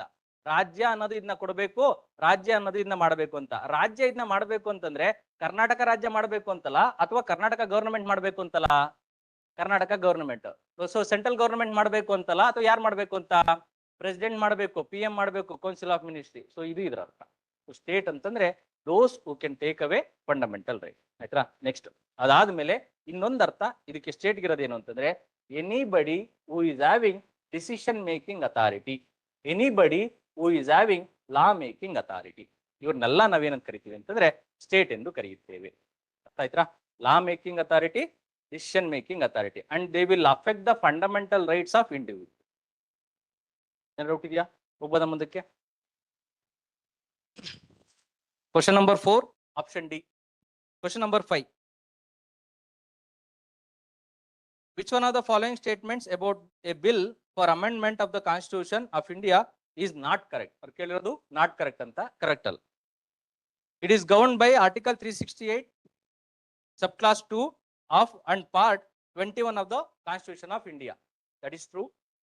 The state legislature cannot initiate any bill or proposal for the amendment of the Constitution of India. Correct ಆಗಿದೆಯಾ? So first statement ನ ಬಿಟ್ಬಿಡಿ, second statement ಗೆ ಬನ್ನಿ. Second statement general ಆಗಿದೆ, ಅದು ನಿಮ್ಗೆ ಗೊತ್ತು. The previous sanction of president of India is not required for introducing any bill in the parliament for amendment of the constitution of India. Correct ಆಗಿದೆಯಾ? ಸರಿನಾ? Next, the speaker of Lok Sabha can call a joint sitting of both the houses to pass the bill. Correct ಆಗಿದೆಯಾ? ಸರಿನಾ? So statement 1 ಮತ್ತೆ 4 ನ compare ಮಾಡಿ. 1 ನಮಗೆ ಗೊತ್ತಿಲ್ಲ, ನಾವು ಓದಿಲ್ಲ. ಸರಿನಾ? ಆ ಕೊಟ್ಟಿರೋಂಥ ಸ್ಟೇಟ್ಮೆಂಟ್ ಏನಿದೆಯಾ ಅದು ಫ್ಯಾಕ್ಚುಯಲ್ ಇದೆ, ಅದನ್ನ ನಾವು ಗಟ್ಟೊಡಿಬೇಕು. ಆದ್ರೆ ಕೆಳಗಡೆ ಇರೋಂಥ ಸ್ಟೇಟ್ಮೆಂಟ್ 3 ಏನಿದಾವಲ್ಲ ಅವು ಕಾನ್ಸೆಪ್ಚುಯಲ್ ತಾನೆ. ಕಾನ್ಸೆಪ್ಟ್ ಗೊತ್ತಿದೆ ಅಂತಂದ್ರೆ ನಾವು ಫ್ಯಾಕ್ಚುಯಲ್ ಏನಿದಾವಲ್ಲ ಅದನ್ನ ಮ್ಯಾನೇಜ್ ಮಾಡ್ಬೋದು ತಾನೆ, ಅಟ್ಲೀಸ್ಟ್ ಎಲಿಮಿನೇಷನ್ ಮೆಥಡ್ ಎಲ್ಲರೂ ಬರಿಬೋದು ತಾನೆ. ಸೊ ಹಾಗಾಗಿ ನಿಮ್ಗೆ ಕಾನ್ಸೆಪ್ಟ್ಸ್ ಕರೆಕ್ಟ್ ಆಗಿ ಗೊತ್ತಿದ್ರೆ ಒಳಗಡೆ ಬರೆಯೋದು ಸುಲಭ. ಸೊ UPSC ಆಗ್ಲಿ ಅದು ಯಾವುದೇ ಎಕ್ಸಾಮ್ ಆಗ್ಲಿ, ಅವರು ಫ್ಯಾಕ್ಟ್ಸ್ ಏನಾರ ಕೊಟ್ಟಿದ್ದಾರೆ ಅಂತಂದ್ರೆ ಆ ಫ್ಯಾಕ್ಟ್ಸ್ ನ ಔಟ್ ರೈಟ್ ಆಗಿ ತೆಗೆದಾಕೋದಿಕ್ಕೆ ಇಲ್ಲ ಅಕ್ಸೆಪ್ಟ್ ಮಾಡೋದಕ್ಕೆ ಇನ್ನೊಂದು ಯಾವ್ದಾದ್ರು ಲಿಂಕ್ ಅನ್ನ ಅಥವಾ ಯಾವ್ದಾದ್ರು ಒಂದು ಲಿಂಕ್ ಅನ್ನ ಕೊಟ್ಟಿರ್ತಾರೆ. ಸೊ ಹಾಗಾಗಿ ಅದನ್ನ ಹುಡುಕಿ ನೀವು ಬರೆದ್ರೆ ಸಾಕು. ಸೊ ಇದರಲ್ಲಿ 4th ಸ್ಟೇಟ್ಮೆಂಟ್ ರಾಂಗ್ ಅಂತ ಗೊತ್ತು, ಅದ್ರ ಆದ್ಮೇಲೆ ಬರೋದು ಸಾಕು. ನೆಕ್ಸ್ಟ್, ಇಲ್ಲಿ ಯಾವುದೇ ಒಂದು ಬಿಲ್ ನ ಓದ್ಬೇಕಾದ್ರೆ ಆ ಬಿಲ್ ನಲ್ಲಿ ಸಾಮಾನ್ಯವಾಗಿ 3 ತರ ಇದೆ. ಮೊದಲನೇದು ಯಾವುದು ಅಂತಂದ್ರೆ ಫೈನಾನ್ಷಿಯಲ್ ಬಿಲ್, ಎರಡನೇದು ಯಾವುದು ಅಂತಂದ್ರೆ ಕಾನ್ಸ್ಟಿಟ್ಯೂಷನಲ್ ಅಮೆಂಡ್ಮೆಂಟ್ ಬಿಲ್. ಯಾವ ಬಿಲ್ಲು ಫೈನಾನ್ಷಿಯಲ್ ಬಿಲ್ ಅಲ್ಲ, ಯಾವ ಬಿಲ್ಲು ಕಾನ್ಸ್ಟಿಟ್ಯೂಷನಲ್ ಅಮೆಂಡ್ಮೆಂಟ್ ಬಿಲ್ ಅಲ್ಲ, ಅದು ಮಿಕ್ಕಿರಂತ ಬಿಲ್ ಅನ್ನು ಏನಂತ ಕರಿಬೇಕಾಗುತ್ತೆ? Ordinary bill. So bill which is not constitution related to constitutional amendment, bill which is not related to financial matters, then they will be called as ordinary bill. ಈ financial bill ಅಲ್ಲಿ ಮತ್ತೆ 3 ತರ ಬರುತ್ತೆ. ಒಂದು ಮನಿ bill ಬರುತ್ತೆ, ಅದಾದ್ಮೇಲೆ financial bill type 1, financial bill type 2. ಓಕೆನಾ? So article 110 ಏನ್ ಹೇಳುತ್ತೆ, ಆರ್ಟಿಕಲ್ 117 ಸಬ್ ಕ್ಲಾಸ್ ಏನ್ ಹೇಳುತ್ತೆ, ಇದು ಸಬ್ ಕ್ಲಾಸ್ ಏನ್ ಹೇಳುತ್ತೆ, ಇವುಗಳು. ಅದಾದ್ಮೇಲೆ ಇದು ಯಾವ್ದಕ್ಕೆ ಸಂಬಂಧಪಟ್ಟಿರೋದು? ಆರ್ಟಿಕಲ್ 360. ಇವೆರಡನ್ನ ಬಿಟ್ರೆ ಬೇರೆ ಯಾವುದೇ ಲೆಜಿಸ್ಲೇಷನ್ ಹೋದ್ರೆ ಏನಾಗುತ್ತೆ, ಏನಂತಾಗುತ್ತೆ ಅದನ್ನ ಆರ್ಡಿನರಿ ಬಿಲ್ ಅಂತ ಕರಿತೀವಿ. ಸೊ ಒಂದು ಬಿಲ್ ಏನಿದೆಯಲ್ಲ, ಈ ಬಿಲ್ಲು ಪಾಸ್ ಆಗ್ಬೇಕು ಅಂತಂದ್ರೆ ಮೊದಲು ಅದು 2 ಸದನಗಳಲ್ಲಿ ಪಾಸ್ ಆಗ್ಬೇಕು. ಅದನ್ನ ಹೌಸ್ ನಂಬರ್ 1 ಅಂತ ಕರಿತೀನಿ, ಇನ್ನೊಂದನ್ನ ಹೌಸ್ ನಂಬರ್ 2 ಅಂತ ಕರಿತೀನಿ. ನೆಕ್ಸ್ಟ್ ಎಲ್ಲಿ ಹೋಗುತ್ತೆ ಅದು ಬಿಲ್ಲು? ಪ್ರೆಸಿಡೆಂಟ್ ಹತ್ರ ಹೋಗುತ್ತೆ. ಸೊ ಈ ಪ್ರೆಸಿಡೆಂಟ್ ಹತ್ರ ಹೋದ್ರೂ ಸಹ ಅವ್ರ ಸಿಗ್ನೇಚರ್ ಆಗಿಲ್ಲ ಅಂದ್ರೆ ಅಲ್ಲಿವರೆಗೂ ಏನಂತ ಕರಿಬೇಕು ಅದನ್ನ? ಬಿಲ್ ಅಂತ. ಸೊ ಈ ಬಿಲ್ಗೆ ಪ್ರೆಸಿಡೆಂಟ್ ಸಿಗ್ನೇಚರ್ ಬಿದ್ದಿರೋದೇನಾಗುತ್ತೆ? ಆಕ್ಟ್ ಅಂತ ಆಗುತ್ತೆ. ಕರೆಕ್ಟಾ? ಈಗ ಈ ಬಿಲ್ ಅನ್ನ ಓದ್ಬೇಕಾದ್ರೆ ನೀವು ಮಾಡ್ಬೇಕಾರಂತ ಕೆಲಸ ಒಂದೇ ಒಂದು ಏನಂತಂದ್ರೆ, ಒಂದು ಟೇಬಲ್ ನ ಹಾಕೊಂಡು ಆ ಟೇಬಲ್ ಅಲ್ಲಿ ನೀವು ಈ ರೀತಿ 3 ರಿಂದ 4 ಬಿಲ್ಗಳನ್ನ ಇದು ಬರ್ಕೊಂಡು ಮೊದಲು ಮಾಡ್ಬೇಕಾರಂತ ಕೆಲಸ ಏನು ಅಂತಂದ್ರೆ, ಈ ಬಿಲ್ ಅನ್ನ ಎಲ್ಲಿ ಇಂಟ್ರೊಡ್ಯೂಸ್ ಮಾಡಬಹುದು ಅಂತ. First one, where it can be introduced ಅಂತ. ಎಲ್ಲಿ ಅಂತಂದ್ರೆ ಇಂಟ್ರೊಡ್ಯೂಸ್ಡ್ ಅಂತಂದ್ರೆ ಇಲ್ಲಿ ಹೊರಗಡೆ ಎಲ್ಲ ತಂದು ಮಾರ್ಕೆಟ್ ಅಲ್ಲೆಲ್ಲ ಇಂಟ್ರೊಡ್ಯೂಸ್ ಮಾಡಂಗಿಲ್ಲ. ಎಲ್ಲಿ ಮಾಡೋದನ್ನ? ಸದನದಲ್ಲೇ ತಾನೇ ಮಾಡೋಂಥದ್ದು. ಸೊ ಈ ಸದನದಲ್ಲಿ ಯಾವ ಸದನದಲ್ಲಿ ಮಾಡ್ತಾರೆ ಅಂತ, ಸರಿನಾ? ಸೊ ಈ ಸದನದಲ್ಲಿ ಇದನ್ನ ಲೋಕಸಭಾದಲ್ಲಿ ಮಾಡಕ್ ಸಾಧ್ಯ ಇದೆಯಾ ಅಥವಾ ರಾಜ್ಯಸಭಾದಲ್ಲಿ ಮಾಡಕ್ ಸಾಧ್ಯ ಇದೆಯಾ ಅಂತ. ಸೊ ನಾನು ಯಾವ್ದು ತಾಣ್ತೀನಿ ಅಂತಂದ್ರೆ ಈ ಕಾನ್ಸ್ಟಿಟ್ಯೂಷನಲ್ ಅಮೆಂಡ್ಮೆಂಟ್ ಬಿಲ್ಗೆ ತಾಣ್ತೀನಿ. ಇದ್ರ ಬಗ್ಗೆನೇ ಹೇಳ್ತಾ ಹೋಗಿ ಮನಿ ಬಿಲ್ ಬಗ್ಗೆ ನಾನು ಆಮೇಲೆ ಹೇಳ್ಕೊಡ್ತೀನಿ. ಸೊ ಇದನ್ನ ಈ ಕಾನ್ಸ್ಟಿಟ್ಯೂಷನ್ ಅಮೆಂಡ್ಮೆಂಟ್ ಬಿಲ್ ನ ಎಲ್ಲಿ ಇಂಟ್ರೊಡ್ಯೂಸ್ ಮಾಡಬಹುದು? ಬೋತ್ ಲೋಕಸಭಾ ಅಂಡ್ ರಾಜ್ಯಸಭಾ ಎರಡರಲ್ಲೂ ಸಹ ನಾವು ಮಾಡ್ಬೋದು. ನೆಕ್ಸ್ಟ್, ಎರಡನೇ ಅಂಶ ಏನು ಅಂತಂದ್ರೆ, ಈ ಬಿಲ್ ಅನ್ನ ಇಂಟ್ರೊಡ್ಯೂಸ್ ಮಾಡಬೇಕಾದ್ರೆ ಪ್ರೆಸಿಡೆಂಟ್ದು ಪೂರ್ವಾನುಮತಿ ಬೇಕೋ ಬೇಡವೋ? ಸರಿನಾ? ಸೊ ಇಲ್ಲಿ ಈ ಮನಿ ಬಿಲ್ ನ ಇಂಟ್ರೊಡ್ಯೂಸ್ ಮಾಡ್ಬೇಕಾದ್ರೆ ಏನ್ ಬೇಕೋ ಬೇಡವೋ? ಬೇಕು. ಇದನ್ನ ಇಂಟ್ರೊಡ್ಯೂಸ್ ಮಾಡ್ಬೇಕಾದ್ರೆ ಬೇಡ. ಸೊ ಈ ರೀತಿ ನೀವು ಕಾಲಮ್ನ ಮಾಡ್ಕೊಂಡು ಒಂದೊಂದೇ ಬರ್ಕೊಂತ ಹೋದ್ರೆ ಎಲ್ಲಾ ಕ್ವಶನ್ಗೂ ಆನ್ಸರ್ ಅಲ್ಲೇ ಸಿಗ್ತಾ ಹೋಗುತ್ತೆ. ಸರಿನಾ? ಪ್ರೆಸಿಡೆಂಟ್. ಸೊ ಪೂರ್ವಾನುಮತಿ ಅಂತಂದ್ರೆ ಏನ್ ಅರ್ಥ, ಹೆಂಗ್ ತಾಣ್ತಾರೆ? ಫೋನ್ ಮಾಡಿ ಒಂದು ಮೆಸೇಜ್ ಹಾಕಿ ವಾಟ್ಸಪ್ ಅಲ್ಲಿ, ಸರ್ ನಾನು ಇಂಟ್ರೊಡ್ಯೂಸ್ ಮಾಡ್ತಾ ಇದ್ದೀನಿ, ಬೆಳಗ್ಗೆ ಬಂದು ನಿಮ್ಮ ಭಾಷಣವನ್ನ ನೀವು ಮಾಡಿ, ನನ್ನ ಭಾಷಣವನ್ನ ನಾನ್ ಮಾಡ್ತೀನಿ ಅಂತ ಹೇಳ್ತಾರ. ಹೆಂಗ್ ಮಾಡ್ತಾರೆ? ಏನ್ ಪೂರ್ವಾನುಮತಿ ಅಂದ್ರೆ? Prayer recommendation. ಅದು ಇಂಗ್ಲಿಷ್ ಅಲ್ಲಿ. ಏನ್ ಇಂಗ್ಲಿಷ್ ಅಲ್ಲಿ ಪ್ರೇಯರ್ ನೋಟಿಸ್. ಇಷ್ಟೇ ಕೆಲಸ ನಡೆಯೋದು. ಏನಂದ್ರೆ ಯಾವ್ದಾದ್ರು ಒಂದು ಬಿಲ್ ನ ಇಂಟ್ರೊಡ್ಯೂಸ್ ಮಾಡ್ಬೇಕು ಅಂತಂದ್ರೆ ಯಾವ್ದಾದ್ರು ಮಿನಿಸ್ಟ್ರಿ, ಸೇ ಸಪೋಸ್ ಇದು ಯಾವ್ದೋ ಒಂದು ಕೌನ್ಸಿಲ್ ಆಫ್ ಮಿನಿಸ್ಟ್ರಿನಲ್ಲಿ ಹೋಮ್ ಮಿನಿಸ್ಟ್ರಿ ಇರ್ಬೋದು, ಇಲ್ಲಾಂದ್ರೆ ಪ್ರೈಮ್ ಮಿನಿಸ್ಟರ್ ಯಾರು ಆಪ್ತರ ಇರ್ತಲ್ಲ ಕ್ಯಾಬಿನೆಟ್, ಆ ಕ್ಯಾಬಿನೆಟ್ ಅಲ್ಲಿ ಯಾರಾದ್ರೂ ಒಬ್ರು ಏನ್ ಮಾಡ್ತಾರೆ ಅಂದ್ರೆ, ನಾಳೆ ಯಾವ ಬಿಲ್ ನ ಇಂಟ್ರೊಡ್ಯೂಸ್ ಮಾಡ್ಬೇಕು ಅನ್ಕೊಂತಿದ್ದಾರೆ ಅಥವಾ ಮುಂದಿನ ತಿಂಗಳಲ್ಲಿ ಯಾವ್ದನ್ನ ಇಂಟ್ರೊಡ್ಯೂಸ್ ಮಾಡ್ಬೇಕಂತಿದ್ದಾರೆ, ಆ ಬಿಲ್ದು ಜಿಸ್ಟ್ ಏನಿದೆಯಲ್ಲ ಆ ಜಿಸ್ಟ್ ಅನ್ನ ತಗೊಂಡೋಗಿ ಯಾರಿಗೆ ಕೊಡ್ತಾರೆ ಅಂತಂದ್ರೆ ಪ್ರೆಸಿಡೆಂಟಿಗೆ ಕೊಡ್ತಾರೆ. ಆ ಪ್ರೆಸಿಡೆಂಟ್ ಅದ್ರ ಮೇಲೆ ಒಂದು ಚೋಟ ಸಿಗ್ನೇಚರ್ ನ ಹಾಕ್ತಾರೆ. ಆಯ್ತು, ನೀವೇನೋ ಮಾಡ್ಕೊಳ್ಳಿ, ಹೆಂಗಿದ್ರು ಪ್ರೆಸಿಡೆಂಟ್ ಏನು ಪವರ್ ಇಲ್ಲ, ಇದೆಲ್ಲ ನೀವೆಲ್ಲ ನಾಮಕಾವಸ್ಥೆ ತಾನೆ. ಸರಿ, ಹೋಗಿ ಪ್ರೆಸಿಡೆಂಟ್ ಹತ್ರ ತಗೊಂಡು ಪರ್ಮಿಷನ್ ತಗೊಂಡು ನಂತರದಲ್ಲಿ ಬಂದು ಅದನ್ನೆಲ್ಲಿ ಇಂಟ್ರೊಡ್ಯೂಸ್ ಮಾಡ್ತಾರೆ ಅಂದ್ರೆ ಪಾರ್ಲಿಮೆಂಟ್ ಅಲ್ಲಿ ಇಂಟ್ರೊಡ್ಯೂಸ್ ಮಾಡ್ತಾರೆ. ಇಷ್ಟೇ ಇದರ ಅರ್ಥ. ಸೊ ಪ್ರೇಯರ್ ರೆಕಮೆಂಡೇಶನ್ ಅಂತಂದ್ರೆ president will give the Chhota signature for that particular procedure. ಬಿಟ್ರಿ ಏನೇನಿದೆ ಅರ್ಥ ಆಯ್ತಾ? ಹೋಗ್ಬೋದು ಮುಂದಕ್ಕೆ. ನೆಕ್ಸ್ಟ್, ಸೊ ಪ್ರೆಸಿಡೆಂಟ್ ಮನಿ ಬಿಲ್ಗೆ ರೆಕಮೆಂಡ್ ಮಾಡ್ಬೇಕಾ ಇಲ್ವೋ? ಮಾಡಬೇಕು. ಇಲ್ಲಿ ಕಾನ್ಸ್ಟಿಟ್ಯೂಷನ್ ಅಮೆಂಡ್ಮೆಂಟ್ ಬಿಲ್ಗೆ ಮಾಡುವಂತ ಅವಶ್ಯಕತೆ ಇಲ್ಲ. ಆಯ್ತಾ? ನೆಕ್ಸ್ಟ್, ಇದಾದ ಮೇಲೆ ಇದೆಲ್ಲಿಗೆ ಬರುತ್ತೆ ಅಂತಂದ್ರೆ ಯಾವ ರೀತಿಯಾದಂತಹ ಮೆಜಾರಿಟಿನಲ್ಲಿ ಪಾಸ್ ಆಗ್ಬೇಕು ಅಂತೇಳಿ ಬರುತ್ತೆ ಸದನದಲ್ಲಿ. ಎಲ್ಲಿ ಇಂಟ್ರೊಡ್ಯೂಸ್ ಮಾಡಿರ್ತಾರಲ್ಲ ಅಲ್ಲಿ. ಸೊ ಈ ಮೆಜಾರಿಟಿ ಯಾವ್ದು ಬೇಕು ಅಂತಂದ್ರೆ ಈಗ ಕಾನ್ಸ್ಟಿಟ್ಯೂಷನ್ ಅಮೆಂಡ್ಮೆಂಟ್ ಬಿಲ್ ನ ಪಾಸ್ ಮಾಡಬೇಕು ಅಂದ್ರೆ ಸ್ಪೆಷಲ್ ಮೆಜಾರಿಟಿ ಬೇಕಾ ಸಿಂಪಲ್ ಮೆಜಾರಿಟಿ ಬೇಕಾ? ಸೊ ಅದೇ ರೀತಿಯಾಗಿ ಮನಿ ಬಿಲ್ ನ ಪಾಸ್ ಮಾಡಬೇಕು ಅಂತಂದ್ರೆ ಸಿಂಪಲ್ ಸ್ಪೆಷಲ್ ಮೆಜಾರಿಟಿನಾ? ಸ್ಪೆಷಲ್. ಸಿಂಪಲ್. ಫೈನಾನ್ಷಿಯಲ್ ಬಿಲ್ ನ ಮಾಡಬೇಕು ಅಂದ್ರೆ ಈ ಫೈನಾನ್ಷಿಯಲ್ ಟೈಪ್ ಇದನ್ನ ಮಾಡಬೇಕು ಅಂದ್ರೆ ಸಿಂಪಲ್. ಇಲ್ಲಿರುವಂತ ಆರ್ಡಿನರಿ ಬಿಲ್ ಮಾಡಬೇಕು ಅಂದ್ರೆ ಸಿಂಪಲ್. ಸೊ ಯಾವ ಸದನದಲ್ಲಿ ಇಂಟ್ರೊಡ್ಯೂಸ್ ಮಾಡಿರ್ತೀವಿ ಅಲ್ಲಿ ಮೆಜಾರಿಟಿ ಇದೆಯಲ್ವ ಅಂತ. ಮತ್ತೆ ನಿಮ್ಮ ರೆಫರೆನ್ಸ್ಗೆ ಏನ್ ಮಾಡಿ ಅಂತಂದ್ರೆ ಯಾವಾಗ್ಲೂ ನೀವು ಬರಿಬೇಕಾದ್ರೆ ಫಸ್ಟ್ ಲೋಕಸಭಾನ ಬರ್ಕೊಂಬಿಡಿ. ಯಾಕೆಂದ್ರೆ ಅಲ್ಲಿ ಈ ಮನಿ ಬಿಲ್ ರಿಲೇಟೆಡ್ ಮತ್ತೆ constitution amendment bill related ordinary bill related powers of Rajya Sabha ಏನಿದೆಯಲ್ಲ ಅದು ವ್ಯತ್ಯಾಸ ಇದೆ. ಸೊ ಹಾಗಾಗಿ ಈ ರಾಜ್ಯಸಭಾ ಏನಿದೆಯಲ್ಲ ಅದನ್ನ ಥರ್ಡ್ ಅಥವಾ ಫೋರ್ತ್ ಹಾಕೊಳ್ಳಿ. ಅಲ್ಲಿ ಏನ್ ಬರಿಬೇಕು ಅಂತಂದ್ರೆ ಪವರ್ಸ್ ಆಫ್ ರಾಜ್ಯಸಭಾ ಅಂತೇಳಿ. ಸೊ ಈಗ ನೀವೇ ಹೇಳಿ, constitutional amendment bill special ಮೆಜಾರಿಟಿನಲ್ಲಿ pass ಆಗಿ ರಾಜ್ಯಸಭೆಗೆ ಬಂದ್ ಬೀಳುತ್ತೆ. ರಾಜ್ಯಸಭೆಗೆ ಬಂದು ಬಿದ್ದಿದೆ ಅಂತಂದ್ರೆ ಇದನ್ನ ಔಟ್ ರೈಟ್ ಆಗಿ ರಿಜೆಕ್ಟ್ ಮಾಡೋದಕ್ಕೆ ಅವಕಾಶ ಇದೆಯಾ? ಹೇಳ್ಬೇಕು ಕರೆಕ್ಟ್ ಆಗಿ. ರಿಜೆಕ್ಟ್ ಮಾಡ್ಬೋದು ತಾನೆ? ಸರಿನಾ? ಇದನ್ನ ಅಮೆಂಡ್ ಮಾಡೋದಕ್ಕೆ ಅವಕಾಶ ಇದೆಯಾ? ಸರಿನಾ? ಇದಕ್ಕೆ ಅಮೆಂಡ್ ಮಾಡಿ ಅಂತೇಳಿ ಪ್ರಪೋಸಲ್ ಮಾಡೋದಕ್ಕೆ ಅವಕಾಶ ಇದೆಯಾ? ಎಲ್ಲ ಇದೆ ತಾನೆ?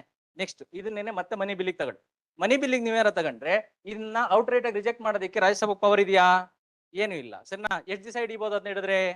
14 days ಹಿಡಿಬಹುದು. ನೆಕ್ಸ್ಟ್ ಅದನ್ನ ಅಮೆಂಡ್ ಮಾಡೋದಕ್ಕೆ ಅವಕಾಶ ಇದೆಯಾ? ಅಮೆಂಡ್ಮೆಂಟ್ ಅಂದ್ರೆ changes made by that particular house. ಆ ಸದನ ಅದನ್ನ ಇದು ತಿದ್ದುಪಡಿ ಮಾಡಬೇಕು. ಸಜೆಷನ್ ಅಂದ್ರೆ ಏನು? ಪ್ರಪೋಸಲ್ ಅಂದ್ರೆ ಏನು? ತಿದ್ದುಪಡಿಯನ್ನ ಮಾಡಿದರೆ ಚೆನ್ನಾಗಿರುತ್ತೆ, ಆದರೆ ಮಾಡಿಕೊಳ್ಳಿ ಅಂತ. ಅದನ್ನ ಒಪ್ಕೊಳ್ಳೋದು ಬಿಡೋದು ಯಾರಿಗೆ ಬಿಟ್ಟಿದೆ? ಲೋಕಸಭೆಗೆ. ಸೊ ಈ ಪವರ್ ಇದೆಯಾ ಇಲ್ವೋ ಪ್ರಪೋಸಲ್? ಸೊ ಇದೆ ತಾನೆ? ಸೊ ರಾಜ್ಯಸಭಾ ಪವರ್ ಏನಿದೆಯಲ್ಲ ಇದನ್ನ ಚೆಕ್ ಮಾಡ್ರಿ. ಆಯ್ತಾ? ನೆಕ್ಸ್ಟ್ ಇದಾದ ಮೇಲೆ ನೆಕ್ಸ್ಟ್ ಕಾಲಮ್ ಯಾವ್ದನ್ನ ಬರ್ಕೋಬೇಕು ಅಂತಂದ್ರೆ ಈ ಲೋಕಸಭೆಯಿಂದ ಬಿಲ್ಲು ರಾಜ್ಯಸಭೆಗೆ ಹೋಗ್ಬೇಕಾದ್ರೆ ಅಲ್ಲಿ ಏನಾದ್ರೂ ಸ್ಪೀಕರ್ದು ಪರ್ಮಿಷನ್ ಬೇಕಾ ಅಥವಾ ಅಲ್ಲಿ ಏನಾದ್ರು ಸ್ಪೀಕರ್ದು ಸ್ಪೆಷಲ್ ಆಗಿರೋಂತಹ ಒಂದು ಇದು ಬೇಕಾ ಅಂತ ಕೇಳ್ತಾರೆ. ಈಗ ಮನಿ ಬಿಲ್ ಅಂತ ಡಿಸೈಡ್ ಮಾಡೋ ಪವರ್ ಯಾರಿಗಿದೆ? ಸ್ಪೀಕರ್ಗಿದೆ. ಸೊ ಲೋಕಸಭೆಯಿಂದ ರಾಜ್ಯಸಭೆಗೆ ಹೋಗ್ಬೇಕಾದ್ರೆ ಸ್ಪೀಕರ್ ಅದನ್ನೇನೋ ಮನಿ ಬಿಲ್ ಅಂತೇಳಿ ಹೊಡೆದ್ರು, ಇದನ್ನ ಸೀಲ್ ಹೊಡೆದ್ರು ಅಂದ್ರೆ ಏನಾಗುತ್ತದು? ಮನಿ ಬಿಲ್ ಆಗುತ್ತೆ. ನೆಕ್ಸ್ಟ್ ಕಾನ್ಸ್ಟಿಟ್ಯೂಷನ್ ಅಮೆಂಡ್ಮೆಂಟ್ ಬಿಲ್ಲಿಗೆ ಸ್ಪೀಕರ್ದು ಆ ತರದೊಂದು ಏನಾದ್ರು ಸ್ಪೆಷಲ್ ಆಗಿರೋಂತಹ ಒಂದು ಸಿಗ್ನೇಚರ್ ಏನಾರು ಬೇಕಿದೆಯಾ ಅಥವಾ ಪರ್ಮಿಷನ್ ಏನಾರು ಬೇಕಿದೆಯಾ? ಇಲ್ಲ. ನೆಕ್ಸ್ಟ್ ಇದಾದ ಮೇಲೆ ಇನ್ ಕೇಸ್ ಏನಾದ್ರೂ ಲೋಕಸಭಾ ಮತ್ತೆ ರಾಜ್ಯಸಭೆಗೆ ತಿಕ್ಕಾಟ ಬಂತು ಅಂತಂದ್ರೆ ಆ ತಿಕ್ಕಾಟವನ್ನು ತೀರ್ಸೋದಕ್ಕೆ ಜಾಯಿಂಟ್ ಸೀಟಿಂಗ್ ಅವಕಾಶ ಇದೆ. ನೀವ್ ಹೇಳಿ, ಮನಿ ಬಿಲ್ಗೆ ಜಾಯಿಂಟ್ ಸೀಟಿಂಗ್ ಅವಕಾಶ ಇದೆಯಾ? ಕಾನ್ಸ್ಟಿಟ್ಯೂಷನ್ ಅಮೆಂಡ್ಮೆಂಟ್ ಬಿಲ್ಗೆ ಇದೆಯಾ ಅವಕಾಶ? ಯಾವ್ದಕ್ಕಿದೆ? Ordinary bill. ಸೊ ಇಷ್ಟು ಕಾಲಮ್ನ ನೀವು ಫಿಲ್ ಮಾಡ್ಕೊಂಡ್ರೆ ಮುಗ್ದೆ ಹೋಗುತ್ತೆ. ಇದೇ ಇದ್ರ ಅರ್ಥ. ಇಷ್ಟು ಬಿಟ್ರೆ ಇನ್ನೇನೇನು ಇಲ್ಲ. ಡೌಟ್ ಇದೆಯಾ? ನೆಕ್ಸ್ಟ್ ಇದ್ರ ಜೊತೆಗೆ ಇನ್ನೊಂದು ಬರಿಬೇಕಾದ್ರೆ ಯಾವ್ದನ್ನ ಬರಿಬೇಕು ಅಂತಂದ್ರೆ ಬಿಲ್ ನ ಇಂಟ್ರೊಡ್ಯೂಸ್ ಮಾಡ್ಬೇಕಾದ್ರೆ ಯಾರು ಇಂಟ್ರೊಡ್ಯೂಸ್ ಮಾಡ್ಬೋದು ಅಂತ. ನಾವಿಲ್ಲಿ ಎಲ್ಲಿ ಅಂತ ಇದೆ, ಇನ್ನು ನೆಕ್ಸ್ಟ್ ಯಾರು ಇಂಟ್ರೊಡ್ಯೂಸ್ ಮಾಡ್ಬೋದು ಅಂತ. ಯಾರು ಅಂತೇಳಿ ಬಂದಾಗ ಇಲ್ಲಿ ಇಬ್ರು ಬರ್ತಾರೆ. ಅವ್ರನ್ನ ನಾವು ಮೆಂಬರ್ಸ್ ಅಂತೇಳಿ ಕರಿತೀವಿ. ಒಂದು ಗವರ್ನಮೆಂಟ್ ಮೆಂಬರ್ ಅಂತ ಬರೀತಾರೆ, ಇನ್ನೊಂದು ಪ್ರೈವೇಟ್ ಮೆಂಬರ್ ಅಂತ. ಯಾರು ಗವರ್ನಮೆಂಟ್ ಮೆಂಬರ್ ಅಂತಂದ್ರೆ ಚೆನ್ನ. ಸೊ ಇಲ್ಲಿರಂತಹ 800 ಜನ ಎಂಪಿಗಳೇನಿದಾರಲ್ಲ, ಈ 800 ಜನ ಎಂಪಿಗಳಲ್ಲಿ 70+ ಜನ ಇದಾರಲ್ಲ, ಇವ್ರನ್ನ ನಾವು ಮಿನಿಸ್ಟರ್ಸ್ ಅಂತೇಳಿ ಕನ್ಸಿಡರ್ ಮಾಡ್ತೀವಿ. ಇವ್ರನ್ನೇನಂತ ಕರಿತೀವಿ ನಾವು? ಗವರ್ನಮೆಂಟ್ ಮೆಂಬರ್ಸ್ ಅಂತ ಕರಿತೀವಾ ಇಲ್ಲ ಪ್ರೈವೇಟ್ ಮೆಂಬರ್ಸ್ ಅಂತ ಕರಿತೀವಾ? Government. Though they are from ruling party. ಇಲ್ಲಿರಂತಹ ಇನ್ನು 720 ಜನ ಏನು ಕೆಲಸ ಮಾಡದಲ್ಲಿ ಇದಾರಲ್ಲ, ಈ ಮುಟ್ಟಾಳರನ್ನ ಅಂತ ಕರೀತಾರೆ? Private member. ಸೊ ಇವರನ್ನ ಪ್ರೈವೇಟ್ ಮೆಂಬರ್ಸ್ ಅಂತ ಕರಿತೀವಿ. ನೀವ್ ಹೇಳಿ, ಈ ಒಂದು ಮನಿ ಬಿಲ್ ಅನ್ನೋದೇನಿದೆಯಲ್ಲ ಅದನ್ನ ಗವರ್ನಮೆಂಟ್ ಮೆಂಬರ್ ಇಂಟ್ರೊಡ್ಯೂಸ್ ಮಾಡ್ಬೇಕಾ ಇಲ್ಲ ಪ್ರೈವೇಟ್ ಮೆಂಬರಾ? Government member. Constitution amendment bill ಯಾರು ಮಾಡ್ಬೋದು? ಇವ್ರಾರು ಮಾಡ್ಬೋದು, ಇವ್ರಾರು ಮಾಡ್ಬೋದು. ನೆಕ್ಸ್ಟ್ ಅದೇ ರೀತಿಯಾಗಿ ಆರ್ಡಿನರಿ ಬಿಲ್ ಯಾರು ಇಂಟ್ರೊಡ್ಯೂಸ್ ಮಾಡ್ಬೋದು? ಇವ್ರಾದ್ರೂ ಮಾಡ್ಬೋದು, ಇವ್ರಾದ್ರೂ ಮಾಡ್ಬೋದು. ಇಷ್ಟು ಕಾಲಮ್ನ ನೀವು ಬರ್ಕೊಂಡ್ರೆ ಎಲ್ಲಾ ಬಿಲ್ನ ಒಂದೇ ಇದರಲ್ಲಿ ಪೇಜಲ್ಲಿ ನೀವು ಬರೀತೀವಿ. ಹೋಗ್ಬೋದು ಮುಂದಕ್ಕೆ? ಅದು ಜಸ್ಟ್ ಕಾನ್ಸ್ಟಿಟ್ಯೂಷನಲ್ ಕೊಟ್ಟಿದ್ದಾರೆ ಅಷ್ಟೇನೆ.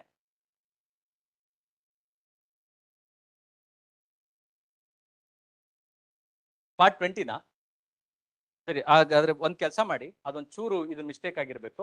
ಈ 4 ಸ್ಟೇಟ್ಮೆಂಟ್ ಏನಿದೆಯಲ್ಲ ಅದೊಂದು ಕನ್ಸಿಡರ್ ಮಾಡಿ. ಆ ಫ್ಯಾಕ್ಚುಯಲ್ ಏನಿದೆಯಲ್ಲ ಅದು ಬಿಟ್ಬಿಟ್ಟು.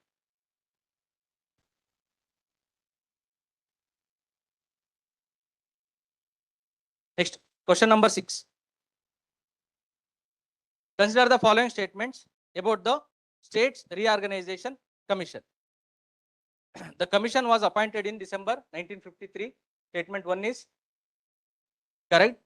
The commission was headed by Fazal Ali and 2 members of the commission were H.V. Kamath and O.B. Vallappan. Wrong statement. Panikkar and Kunjuru. Next. As per the State Reorganization Act 1956 passed by the Parliament, 14 states and 6 centrally administered states were made. Fourth statement bani. State Reorganization Act came into effect on January 1st of 1956 or 57. First statement wrong, correct. Second wrong statement, fourth wrong statement. 1 and 3 are correct statement.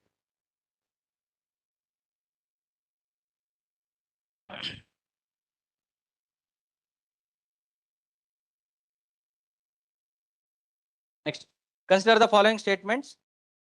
Montego Chelmsford reforms 1919 recommended granting votes rights to all women above the age of 21. Wrong statement. ಸರಿನಾ?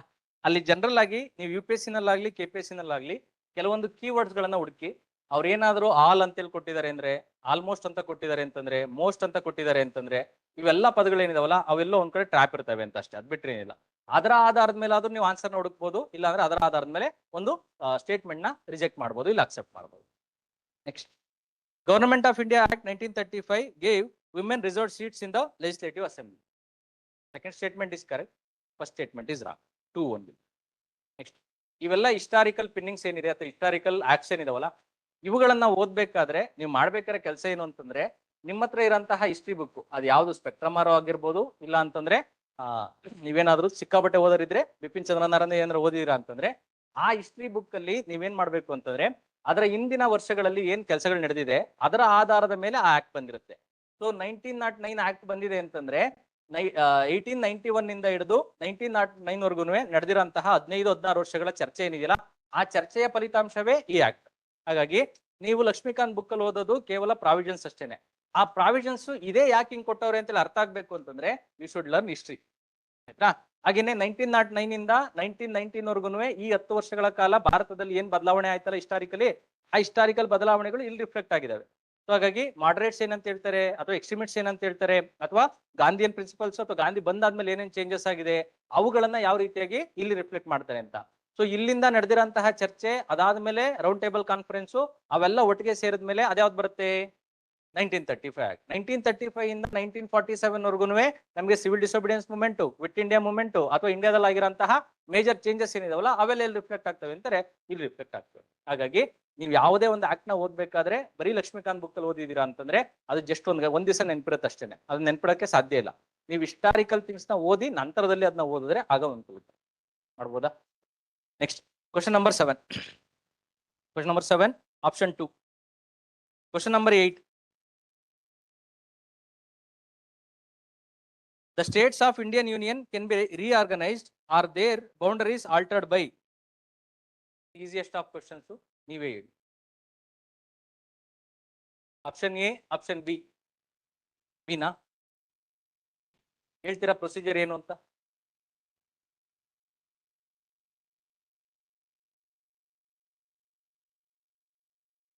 Article 3 ನಲ್ಲಿ ಮಾಡ್ತಾರಾ, article 4 ಅಲ್ಲಿ ಮಾಡ್ತಾರಾ, article 2 ನಲ್ಲಿ ಮಾಡ್ತಾರಾ? 3. Article 3.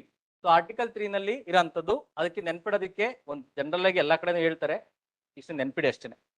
So formation of new state, increase the boundary of the state, decrease the boundary of the state, alter the boundary of the state, alter the name of the state, ಇದೆ ಇದ್ರ ಅರ್ಥ. ಓಕೆನಾ? So ಇವೆಲ್ಲ provisions ಎಲ್ಲಿ ನಡೀತವೆ? ಇರೋಲ್ಲ article 3 ನಲ್ಲಿ. So ಈ article 3 ನಲ್ಲಿ ಏನೇ ಪ್ರಾವಿಷನ್ಸ್ ನಡೆದ್ರು ಅಲ್ಲಿ ಯಾರಿಗೆ ಅಲ್ಟಿಮೇಟ್ ಪವರ್ ಇದೆ ಅಂತಂದ್ರೆ ಪಾರ್ಲಿಮೆಂಟ್ ಇದೆಯೋ ಇಲ್ಲ ಅಂತಂದ್ರೆ ಸ್ಟೇಟ್ ಗೌರ್ಮೆಂಟ್ ಇದೆಯೋ? ಪಾರ್ಲಿಮೆಂಟ್. ಆ ಪಾರ್ಲಿಮೆಂಟ್ ಅಲ್ಲಿ ಅಥವಾ ಸೆಂಟ್ರಲ್ ಗೌರ್ಮೆಂಟ್ ಗೆ ಅಲ್ಟಿಮೇಟ್ ಪವರ್ ಇರೋಂಥದ್ದು. ಸೊ ಸೆಂಟ್ರಲ್ ಗೌರ್ಮೆಂಟ್ ಗೆ ಅಲ್ಟಿಮೇಟ್ ಪವರ್ ಇದೆ ಅಂತಂದ್ರೆ ಅದು ಯೂನಿಟರಿ ಟೈಪ್ ಆಫ್ ಗೌರ್ಮೆಂಟ್ ಆಗುತ್ತಾ ಅಥವಾ ಯೂನಿಟರಿ ಫೀಚರ್ ಆಗುತ್ತಾ, ಫೆಡರಲ್ ಫೀಚರ್ ಆಗುತ್ತಾ?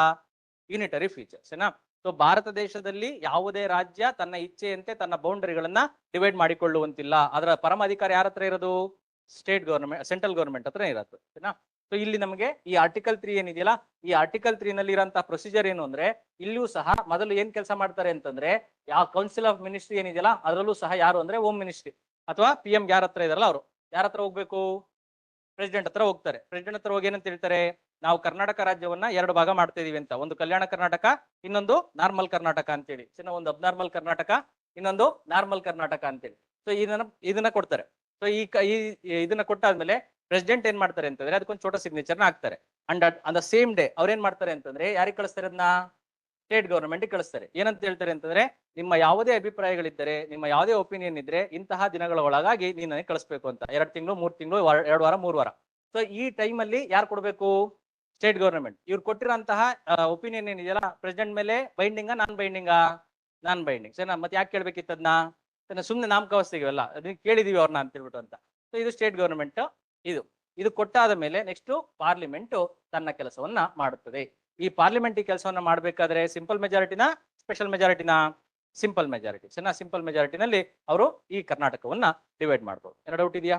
ಅರ್ಥ ಆಯ್ತಾ? ಸೊ ಈಗ ಹೇಳಿ, ಈ ಭಾರತ ದೇಶದಲ್ಲಿ ರಾಜ್ಯಗಳನ್ನ ವಿಂಗಡಣೆ ಮಾಡೋದಕ್ಕೆ ಅಲ್ಟಿಮೇಟ್ ಪವರ್ ಯಾರ ಹತ್ರ ಇದೆ? ಡಿಸೈಡಿಂಗ್ ಪವರ್ ಯಾರ ಹತ್ರ ಇದೆ? ಒಪಿನಿಯನ್ ಯಾರ ತಾಂತಾರೆ? ಅದು ಬೈಂಡಿಂಗ ನಾನ್ ಬೈಂಡಿಂಗಾ?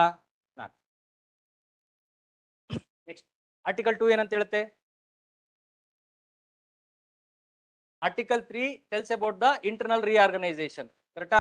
ಸೊ ಇರೋದ ರಾಜ್ಯಗಳನ್ನ ಒಡೆದು ಕಟ್ಟುವಂತದ್ದು. ಆರ್ಟಿಕಲ್ 2 ಏನಂತ ಹೇಳುತ್ತೆ? Creation of are the formation of new state ಅಂತ.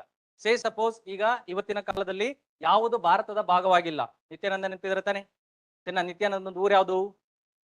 ಕೈಲಾಸ. ಎಲ್ಲಿದೆ ಅದು? ಗೊತ್ತಿಲ್ಲ. ರೈಟ್. ಈ ಕೈಲಾಸ ಏನಿದೆಯಲ್ಲ, ಈ ಕೈಲಾಸ ಎಲ್ಲೋ ಕಟ್ಕೊಂಡವನು. ಈ ಕಟ್ಕೊಂಡ್ರದ್ನ ಈಗ ಹೋಗ್ಬಿಟ್ಟು ಅವನಿಗೆ ತಲೆ ಮೇಲೆ ಹೇಳ್ಬಿಟ್ಟು ಪಟ ಅಂತೇಳಿ ಬಾ ಆಚೆ ಹೋಗ್ಬಿಡ ನೀನು ಭಾರತಕ್ಕೆ ಅಂತೇಳಿ ಈ ಕೈಲಾಸವನ್ನ ಭಾರತದ ಒಳಗಡೆ ಸೇರ್ಕೊಂಡ್ರೆ 2 ನಲ್ಲಿ ಬರುತ್ತಾ 3 ನಲ್ಲಿ ಬರುತ್ತಾ? ಅದು ಆರ್ಟಿಕಲ್ 2 ನಲ್ಲಿ ಬರುತ್ತೆ. ಯಾಕೆಂದ್ರೆ ಅದು ಭಾರತದ ಭಾಗವಾಗಿರಲಿಲ್ಲ, ಈಗ ಭಾರತದ ಭಾಗವಾಗುತ್ತೆ.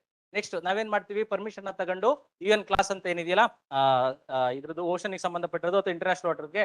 ಸೊ ಇಂಡಿಯನ್ ಓಷನ್ ಅಲ್ಲಿ ನಮ್ಮ 200 ನಾಟಿಕಲ್ಸ್ ಮೈಲ್ ಆದ್ಮೇಲೆ ನಾವೇನ್ ಮಾಡ್ತೀವಿ ಅಂದ್ರೆ ಇಲ್ಲೊಂದು ಜಾಗನ ತಾಣ್ತೀವಿ. ಅಲ್ಲೋಗಿ ಪೂರ್ತಿಯಾಗಿ ಮಣ್ಣನ್ನ ತುಂಬಿ ತುಂಬಿ ತುಂಬಿ ತುಂಬಿ ತುಂಬಿ ಇಲ್ಲಿ ಒಂದು ರಾಜ್ಯವನ್ನ ಕಟ್ತೀವಿ ಅಥವಾ ಒಂದು ಊರನ್ನ ಕಟ್ತೀವಿ. ಈಗ ಏನ್ ಕಟ್ಟಿದೀವಲ್ಲ, ಇದು ಭಾರತ ದೇಶಕ್ಕೆ ಬರುತ್ತೆ. ಆಯ್ತಾ? ಯಾವ್ದ್ರಲ್ಲಿ ಬರುತ್ತೆ? 3 ನಲ್ಲಿ ಬರುತ್ತಾ 2 ನಲ್ಲಿ ಬರುತ್ತಾ?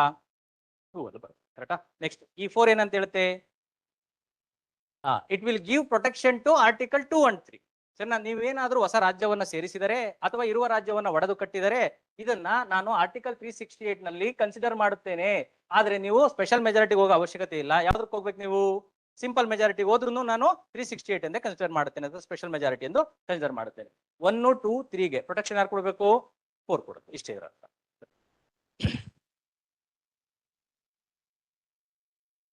Question number 9. Consider the following statements about democracy. ಇದೆಲ್ಲ ಗೊತ್ತಿರೋ ಅಂತದೇನೆ, ನೀವೇ ಹೇಳಿ. It consists with the formation of government elected by the people. Statement 1 is correct. In democracy, those currently in power have fair chance of losing. ಕರೆಕ್ಟಾ? So ಸರಿಯಾಗಿ ಕೆಲಸ ಮಾಡ್ಲಿಲ್ಲ ಅಂತಂದ್ರೆ ಆಚೆ ಕಳಿಸ್ತೀವಿ ಅಂತ.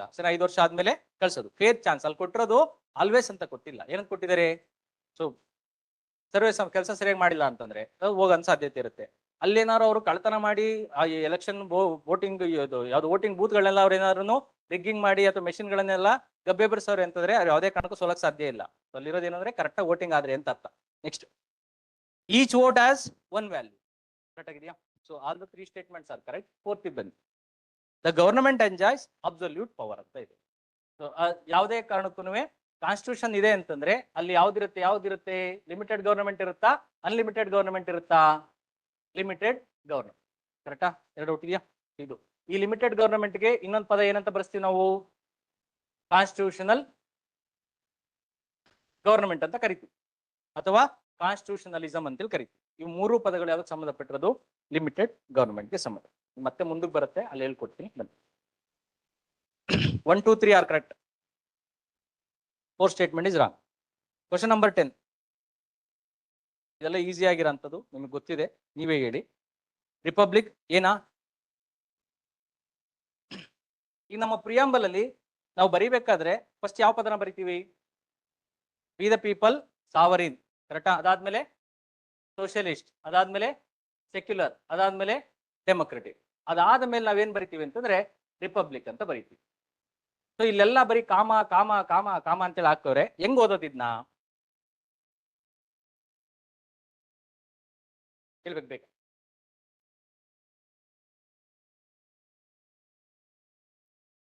ಜನವರಿ 26 ನಾವು ಕಾನ್ಸ್ಟಿಟ್ಯೂಷನ್ ಡೇ ಅಂತ ಕರಿತೀವ, ರಿಪಬ್ಲಿಕ್ ಡೇ ಅಂತ ಕರಿತೀವ? ಏನ್ ರಿಪಬ್ಲಿಕ್ ಡೇ? ಅರ್ಧ ದಿನ ರಜೆ ಇರುತ್ತೆ ಸರ್, ಬೆಳಿಗ್ಗೆ ಹೋದ್ರೆ ಸ್ವೀಟ್ ಕೊಡ್ತಾರೆ ಸರ್, ಅಷ್ಟೇ ಗೊತ್ತಿರೋದು ನಮ್ಗೆ, ಬಿಟ್ರೆ ಇನ್ನೇನಿಲ್ಲ. ಬೇಗ ಪಟ ಅಂತ ಹೇಳ್ಬೇಕು. Head of the government is chosen. ಆ head of the government is chosen ಏನಿದೆಯಲ್ಲ, ಇದು ಹೆರಿಡಿಟರಿನಾ ಇಲ್ಲ ಅಂತಂದ್ರೆ through the election? Direct or indirect, that is different. Through election we are going to.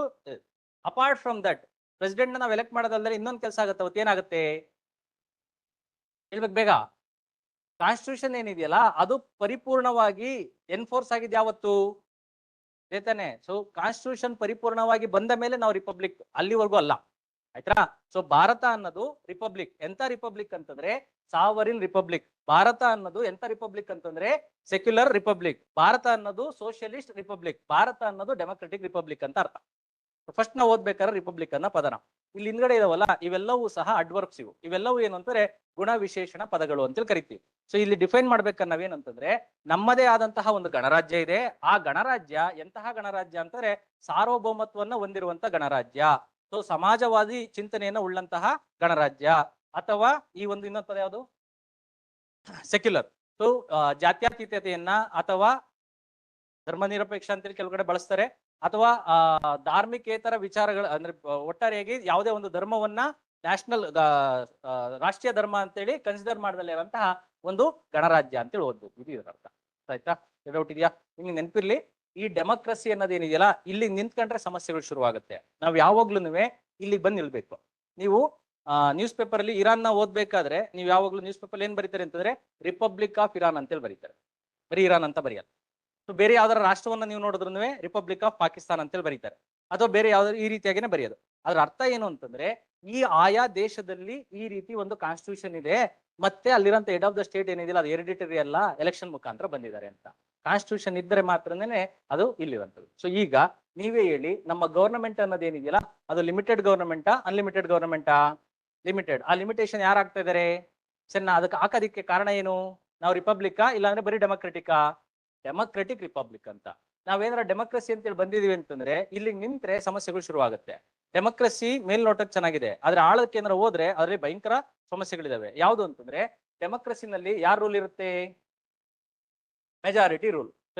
ಈಗ ಭಾರತ ದೇಶದಲ್ಲಿ ಎಲ್ಲರೂ ಸೇರ್ಕೊಂಡು ಹೆಣ್ಮಕ್ಳು ಶಾಲೆಗೆ ಬರಂಗಿಲ್ಲ, ಹೆಣ್ಮಕ್ಳು ಮನೆಯಿಂದ ಆಚೆ ಬರಂಗಿಲ್ಲ, ಬುರ್ಕಾಯ್ಕೆ ಮನೆಯೊಳಗಡೆ ಇರಬೇಕು, ಅವರು ಅಡಿಗೆ ಮನೆ ಇರ್ಬೇಕು ಅಂತೇಳಿ ಮಾಡೋದಿಕ್ಕೆ ಸಾಧ್ಯ ಇದೆಯೋ ಇಲ್ವೋ? ಹೇಳ್ಬೇಕು. ಕರೆಕ್ಟ್. ನಾನು ಹೇಳ್ತಾ ಇರೋದು ಡೆಮೋಕ್ರಸಿನಲ್ಲಿ ಕೇಳ್ತಾ ಇದ್ದೀನಿ. ಮೆಜಾರಿಟಿ ಎಲ್ಲರೂ ಪೂರ್ತಿಯಾಗಿ ಭಾರತ ದೇಶದಲ್ಲಿರುವಂತ 52% ಗಂಡಸರು ಏನಿದಾರಲ್ಲ, ಈಗಿಲ್ಲ ಮೋಸ್ಟ್ಲಿ, ಅದು ಹೊರಟೋಯ್ತು ಅನ್ಸುತ್ತೆ, ಬ್ಯಾಲೆನ್ಸ್ ಆಗೋಗಿದೆ. ಈಗ ಏನಾರ ಅವರೆಲ್ಲ ಡಿಸೈಡ್ ಮಾಡ್ಕೊಂಡು ಇನ್ನು ಒಳಗಡೆ ಕೂರ್ಸಕ್ ಸಾಧ್ಯ ಇದೆಯಾ? ಎಲ್ಲಿ ಕೂರಿಸ್ಬೋದು ಡೆಮೋಕ್ರಸಿನಲ್ಲಿ? ಇಲ್ಲಿ ಕೂರಿಸ್ಬೋದಾ? ಇಲ್ಲ. ಯಾಕೆ? ಇಲ್ಲಿ ಮಂಜು ಸರ್ ಬಂದ್ರ ಎಲ್ಲಿ ಕೂರಿಸ್ಬೋದು ಸರ್? ಡೆಮೋಕ್ರಸಿ ಮಾತ್ರ ಇದ್ರೆ ಕೂರಿಸ್ಬೋದು. ಅದೇ ನಮ್ಗೇನ ಕಾನ್ಸ್ಟಿಟ್ಯೂಷನ್ ಇದೆ ಅಂತಂದ್ರೆ ಅಲ್ಲಿ ಏನಾಗಿರುತ್ತದು ಲಿಮಿಟೆಡ್ ಗವರ್ನಮೆಂಟ್ ಆಗಿರುತ್ತೆ. ಹಾಗಾಗಿ ಕಾನ್ಸ್ಟಿಟ್ಯೂಷನ್ ಏನಂತ ಹೇಳುತ್ತೆ ಅಂತಂದ್ರೆ we should work with in the parameters provided by me. ನಾನು ಕೊಟ್ಟಿರುವಂತಹ ಪರಿಧಿ ಒಳಗಡೆ ನೀವು ವರ್ಕ್ ಮಾಡಬೇಕು ಅಂತ. ಇಲ್ಲಿ ಆರ್ಟಿಕಲ್ 14 ಇದೆ, ಯಾರಿಗೆ? ಎಲ್ಲರಿಗೂ ಈಕ್ವಲ್ ಆಪರ್ಚುನಿಟಿಯನ್ನ ಕೊಡಬೇಕು ಅಂತ. ಅಥವಾ 14, 15, 16 ಎಲ್ಲ ಏನಿದೆ ರೈಟ್ ಟು ಈಕ್ವಾಲಿಟಿ, ಇದು ಬಂತು ಅಂತಂದ್ರೆ ಹೆಣ್ಮಕ್ಳು ಆಚೆ ಬರ್ತಾರೆ, ಹೆಣ್ಮಕ್ಳು ಆಚೆ ಇರ್ತಾರೆ. ಸೊ ಅದಕ್ಕೆ ಕಾರಣ ಯಾರು? ಕಾನ್ಸ್ಟಿಟ್ಯೂಷನ್. ಸೊ ರಿಪಬ್ಲಿಕ್ ಆಗಿರೋದಕ್ಕೇನೆ ನಾವು ಉಳಿದಿರೋದು. ಬರೀ ಡೆಮೋಕ್ರಸಿ ಆಗಿದ್ರೆ ವ್ಯತ್ಯಾಸ ಆಗ್ತದೆ. ಡೌಟ್ ಇದೆಯಾ? Question number 11.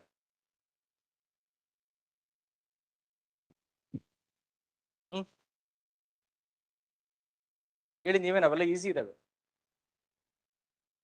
Which are the following are enshrined in the 3rd schedule of the Indian constitution?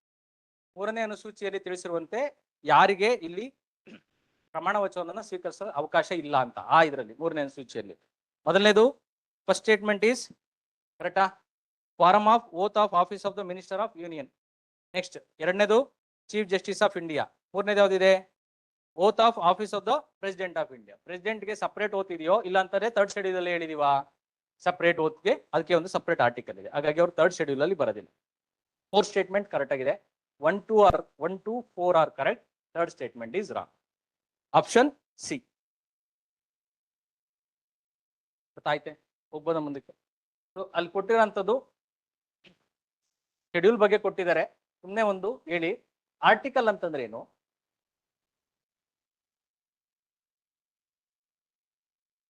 Part ಅಂತಂದು ಕನ್ನಡದಲ್ಲಿ ಇದನ್ನ ವಿಧಿ ಅಥವಾ ಅನುಚ್ಛೇದ ಅಂತೇಳಿ ಕರೀತಾರೆ, ಇದನ್ನ ಭಾಗ ಅಂತೇಳಿ ಕರೀತಾರೆ, ಚಾಪ್ಟರ್ಸ್ ಅಂತೇಳಿ ಕರೀತಾರೆ, ಶೆಡ್ಯೂಲ್ನ ಅನುಸೂಚಿಗಳು ಅಂತೇಳಿ ಕರೀತಾರೆ. ಈಗ ಪಟಪಟ ಅಂತ ಹೇಳ್ಬೇಕು.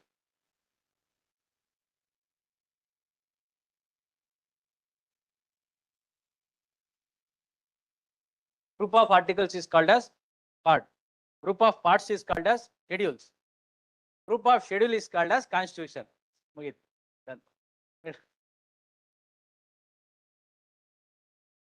Correct. ಮಾತ್ರ ನೆನ್ಪಿಡಿ, ಆರ್ಟಿಕಲ್ ಅಂತಂದ್ರೆ it will speak about any of the specific rules ಅಂತ, or any of the specific topic ಅಂತ, ಯಾವುದೋ ಒಂದು ವಿಚಾರದ ಬಗ್ಗೆ, ಯಾವುದೋ ಒಂದು ಸಂಗತಿ ಬಗ್ಗೆ ಹೇಳೋಂಥದ್ದು. ಆರ್ಟಿಕಲ್ 1 ಅಂತ ಏನಂತ ಹೇಳುತ್ತೆ, article 1 will speak about union and it's territory. Bharat ದೇಶ ಎಂತಹ ಒಂದು ರಾಜ್ಯ ಅಂತ ಹೇಳಿ, ಅದು ಯೂನಿಯನ್, ಅದು ಏನೋ ಹೊಂದ್ಕೊಂಡಿದೆ ಅಂತಂದ್ರೆ ಸ್ಟೇಟ್ಗಳಿಂದ ಆಗಿರುವಂತ ಯೂನಿಯನ್ ಅಂತ, ಒಕ್ಕೂಟ ವ್ಯವಸ್ಥೆ ಅಂತ ಹೇಳುತ್ತೆ. ಆರ್ಟಿಕಲ್ 2 ಏನಂತ ಹೇಳುತ್ತೆ ಅಂತಂದ್ರೆ ರಾಜ್ಯ, ಈ ಭಾರತ ಅನ್ನೋದು ಏನಿದೆಯಲ್ಲ ಅದು ತನ್ನ ದೇಶದ ಭಾಗವಾಗಿರದಲ್ಲಿರುವಂತಹ ರಾಜ್ಯಗಳನ್ನ ಅಥವಾ ಭೂಪ್ರದೇಶವನ್ನ ತನ್ನ ತೆಕ್ಕೆಗೆ ತೆಗೆದುಕೊಳ್ಳಬಹುದು ಅಂತ. ಆರ್ಟಿಕಲ್ 3 ಏನಂತ ಹೇಳುತ್ತೆ ಅಂತಂದ್ರೆ ಯಾವುದು ಭಾರತ ದೇಶದ ಒಳಭಾಗದಲ್ಲಿದೆ ಅದು ತನ್ನ ಇಚ್ಛೆಯಂತೆ ಆ ಸೆಂಟ್ರಲ್ ಗವರ್ಮೆಂಟ್ ಅನ್ನ ಡಿವೈಡ್ ಮಾಡಬಹುದು ಅಂತ. ಇವು ಮೂರಕ್ಕೂ ಪ್ರೊಟೆಕ್ಷನ್ ಯಾರಿದ್ದಾರೆ ಅಂತಂದ್ರೆ ಆರ್ಟಿಕಲ್ 4. ಸೊ ಈ 4 ಆರ್ಟಿಕಲ್ ಯಾವ್ದ್ರ ಬಗ್ಗೆ ಮಾತಾಡ್ತಾ ಇದೆ ಅಂದ್ರೆ, ಒಂದು ಯೂನಿಯನ್ ಅಂಡ್ ಟೆರಿಟರಿ ಬಗ್ಗೆ ಮಾತಾಡ್ತಾ ಇದೆ, ಎರಡನೇದು ಫಾರ್ಮೇಶನ್ ಆಫ್ ನ್ಯೂ ಸ್ಟೇಟ್ ಬಗ್ಗೆ ಮಾತಾಡ್ತಾ ಇದೆ, ಎರಡನೇದು ಏನು ಅಂತಂದ್ರೆ altering of the States which are existing, ಅದು ಇವುಗಳ ಬಗ್ಗೆ ಮಾತಾಡುತ್ತೆ. ಇವೆಲ್ಲ ಒಟ್ಟಾರೆಯಾಗಿ ಸೇರಿಸಿ ಯಾವುದೋ ಒಂದು ವಿಚಾರದ ಬಗ್ಗೆ ಅತಿ ಹೆಚ್ಚಾಗಿ ಗಮನವನ್ನು ಹರಿಸ್ತಾ ಇದ್ದೇವೆ. ಅದು ಯಾವ್ದ್ರ ಬಗ್ಗೆ ಗಮನ ಹರಿಸ್ತಾ ಇದ್ದೇವೆ ಅಂತಂದ್ರೆ ಭಾರತ ದೇಶದ ಈ ಒಂದು ಯೂನಿಯನ್ ಅಂಡ್ ಇಟ್ಸ್ ಟೆರಿಟರಿ ಬಗ್ಗೆ. ಅದಕ್ಕೆ ಈ 4 ಆರ್ಟಿಕಲ್ ನ ಸೇರಿಸಿ ಎಲ್ಲಿಟ್ಟಿದ್ದಾರೆ ಪಾರ್ಟ್. ಸೊ ಯಾವ ಆರ್ಟಿಕಲ್ಗಳು ಒಂದೇ ವಿಚಾರದ ಬಗ್ಗೆ ಅಥವಾ ಸಿಮಿಲರ್ ಟಾಪಿಕ್ ಬಗ್ಗೆ ಮಾತಾಡ್ತಿದಾವಲ್ಲ ಅವುಗಳನ್ನೆಲ್ಲ ಒಂದು ಭಾಗವಾಗಿ ಮಾಡುತ್ತಾರೆ, ಇದೇ ಇದರ ಅರ್ಥ. ಸೊ ಆರ್ಟಿಕಲ್ ಅಂತಂದ್ರೆ specific issue or specific provision or specific topic. If all the topics are related to one, ಅವನ್ನೆಲ್ಲ ಒಟ್ಟಾರೆ ಸೇರಿಸಿ ಯಾವ್ದಕ್ ಇದ್ ಮಾಡ್ತೀವಿ ಇದು. ನೆಕ್ಸ್ಟ್ ಇದಾದ ಮೇಲೆ ಸೆಕೆಂಡ್ ಪಾರ್ಟ್ ಅನ್ನ ನೀವು ಗಮನಿಸಿದ್ರೆ ಆರ್ಟಿಕಲ್ 5 ಯಾವ್ದ್ರ ಬಗ್ಗೆ ಮಾತಾಡುತ್ತೆ ಅಂತಂದ್ರೆ ಭಾರತದಲ್ಲಿ ಯಾರಿಗೆ ನಾನು ಪೌರತ್ವವನ್ನು ಕೊಡ್ತೀನಿ ಅಂತೇಳಿ ಕಾನ್ಸ್ಟಿಟ್ಯೂಷನ್ ಹೇಳುತ್ತೆ. ಅದಾದ ಮೇಲೆ ಆರ್ಟಿಕಲ್ 6 ಅಲ್ಲಿ ಏನ್ ಮಾಡಬೇಕು, 7 ಅಲ್ಲಿ ಏನ್ ಮಾಡಬೇಕು, 8 ಅಲ್ಲಿ ಏನ್ ಮಾಡಬೇಕು, 9 ಅಲ್ಲಿ ಏನ್ ಮಾಡಬೇಕು, 10 ಅಲ್ಲಿ ಏನ್ ಮಾಡಬೇಕು, ಇದೆಲ್ಲ ಪೂರ್ತಿಯಾಗಿ ಕಾನ್ಸ್ಟಿಟ್ಯೂಷನ್ ಅಲ್ಲಿ ಬರ್ದಿಟ್ಟಿದ್ದಾರೆ. ಸೊ ಪಾರ್ಲಿಮೆಂಟ್ ಯಾವಾಗ ಬರುತ್ತೆ ಏನು ಎತ್ತ ಅಂತ, ಇವೆಲ್ಲ ಯಾವ್ದ್ರ ಬಗ್ಗೆ ಮಾತಾಡ್ತಾ ಇದಾವೆ, ಇಷ್ಟು ಆರ್ಟಿಕಲ್ ಸಿಟಿಸನ್ಶಿಪ್ ಬಗ್ಗೆನೇ ಮಾತಾಡ್ತೀವಿ. ಹಾಗಾಗಿ ಅವನ್ನ ಗ್ರೂಪ್ ಮಾಡಿ ಎಲ್ಲಿ ಇಡ್ತೀವಿ, ಪಾರ್ಟ್ 2 ನಲ್ಲಿ ಇಡ್ತೀವಿ. ಆಯ್ತಾ, ಈ ರೀತಿಯಾಗಿ. ಹಾಗೇನೆ ನಾವೇನಾದ್ರು ಆರ್ಟಿಕಲ್ 12, 13, 14, 15 ಅಪ್ ಟು 36 ಹೋದ್ರೆ ಯಾವ್ದ್ರ ಬಗ್ಗೆ ಮಾತಾಡ್ತಾ ಇದೆ, ರೈಟ್ಸ್ ಬಗ್ಗೆ ಮಾತಾಡ್ತಾ ಇದೆ. ಸೊ ಹಾಗಾಗಿ ಅವನ್ನೆಲ್ಲ ಗ್ರೂಪ್ ಮಾಡಿ ಇಟ್ಟಿದೀವಿ, ಪಾರ್ಟ್ 3 ಇಷ್ಟೇ ಇದರ ಅರ್ಥ. ಇದು ಬಿಟ್ರೆ ಇನ್ನೇನೇನಿದೆ. ನೆಕ್ಸ್ಟ್ ಶೆಡ್ಯೂಲ್ ಅಂತಂದ್ರೆ ನಾವು ಟೆಕ್ಸ್ಟ್ ಬುಕ್ ನ ಓದ್ಬೇಕಾದ್ರೆ ಯಾವ್ದೋ ಒಂದು ಟಾಪಿಕ್ ನ ಓದ್ತಾ ಇರ್ತೀವಿ, ಅದ್ರಲ್ಲಿ ಇನ್ನೊಂದು ಯಾವ್ದೋ ಒಂದು ಸಬ್ ಟಾಪಿಕ್ ಬರುತ್ತೆ, ಅದನ್ನ ಇಲ್ಲೇ ಏನಾದ್ರು ಎಕ್ಸ್ಪ್ಲೈನ್ ಮಾಡಿದ್ರೆ ಈ ಪೇಜು ಲೆಂತಿ ಆಗ್ಬಿಡುತ್ತೆ. ಸೊ ಇದನ್ನ ಕೆಲವೊಂದ್ ಜನ ಓದಿರ್ತಾರೆ ಹಿಂದೆ, ಅಂತವ್ರಿಗೆ ಅದನ್ನ ಹೇಳೋಂತ ಅವಶ್ಯಕತೆ ಇಲ್ಲ. ಕೆಲವು ಜನ ಓದಿರೋದಿಲ್ಲ, ಅಂತರಿಗೆ ಮಾತ್ರ ನಾವ್ ಹೇಳ್ಬೇಕಾಗತ್ತೆ. ನಾನು ಏನಾರ ಇದನ್ನ ಎಕ್ಸ್ಪ್ಲೇನ್ ಮಾಡ್ಕೊಂತ ಕೂತ್ಕೊಂತ ಇದೀನಿ ಅಂತಂದ್ರೆ ಲೆಂತಿ ಆಗುತ್ತೆ, ಜನ ಅದನ್ನ ಓದೋದಿಲ್ಲ. ಅದಕ್ಕೆ ಏನ್ ಮಾಡ್ತಾರೆ ಅಂತಂದ್ರೆ ಸೀದಾ ಇಲ್ಲಿಗೆ ಒಂದು ಲಿಂಕ್ ಅನ್ನ ಕೊಡ್ತಾರೆ, ಹೆಚ್ಚಿನ ಮಾಹಿತಿಗಾಗಿ ಸಂಪರ್ಕಿಸಿ ಅಂತಿದೆಯಲ್ಲ ಅದೇ ಇದು, ಬಿಟ್ರಿ ಏನೇನಿಲ್ಲ.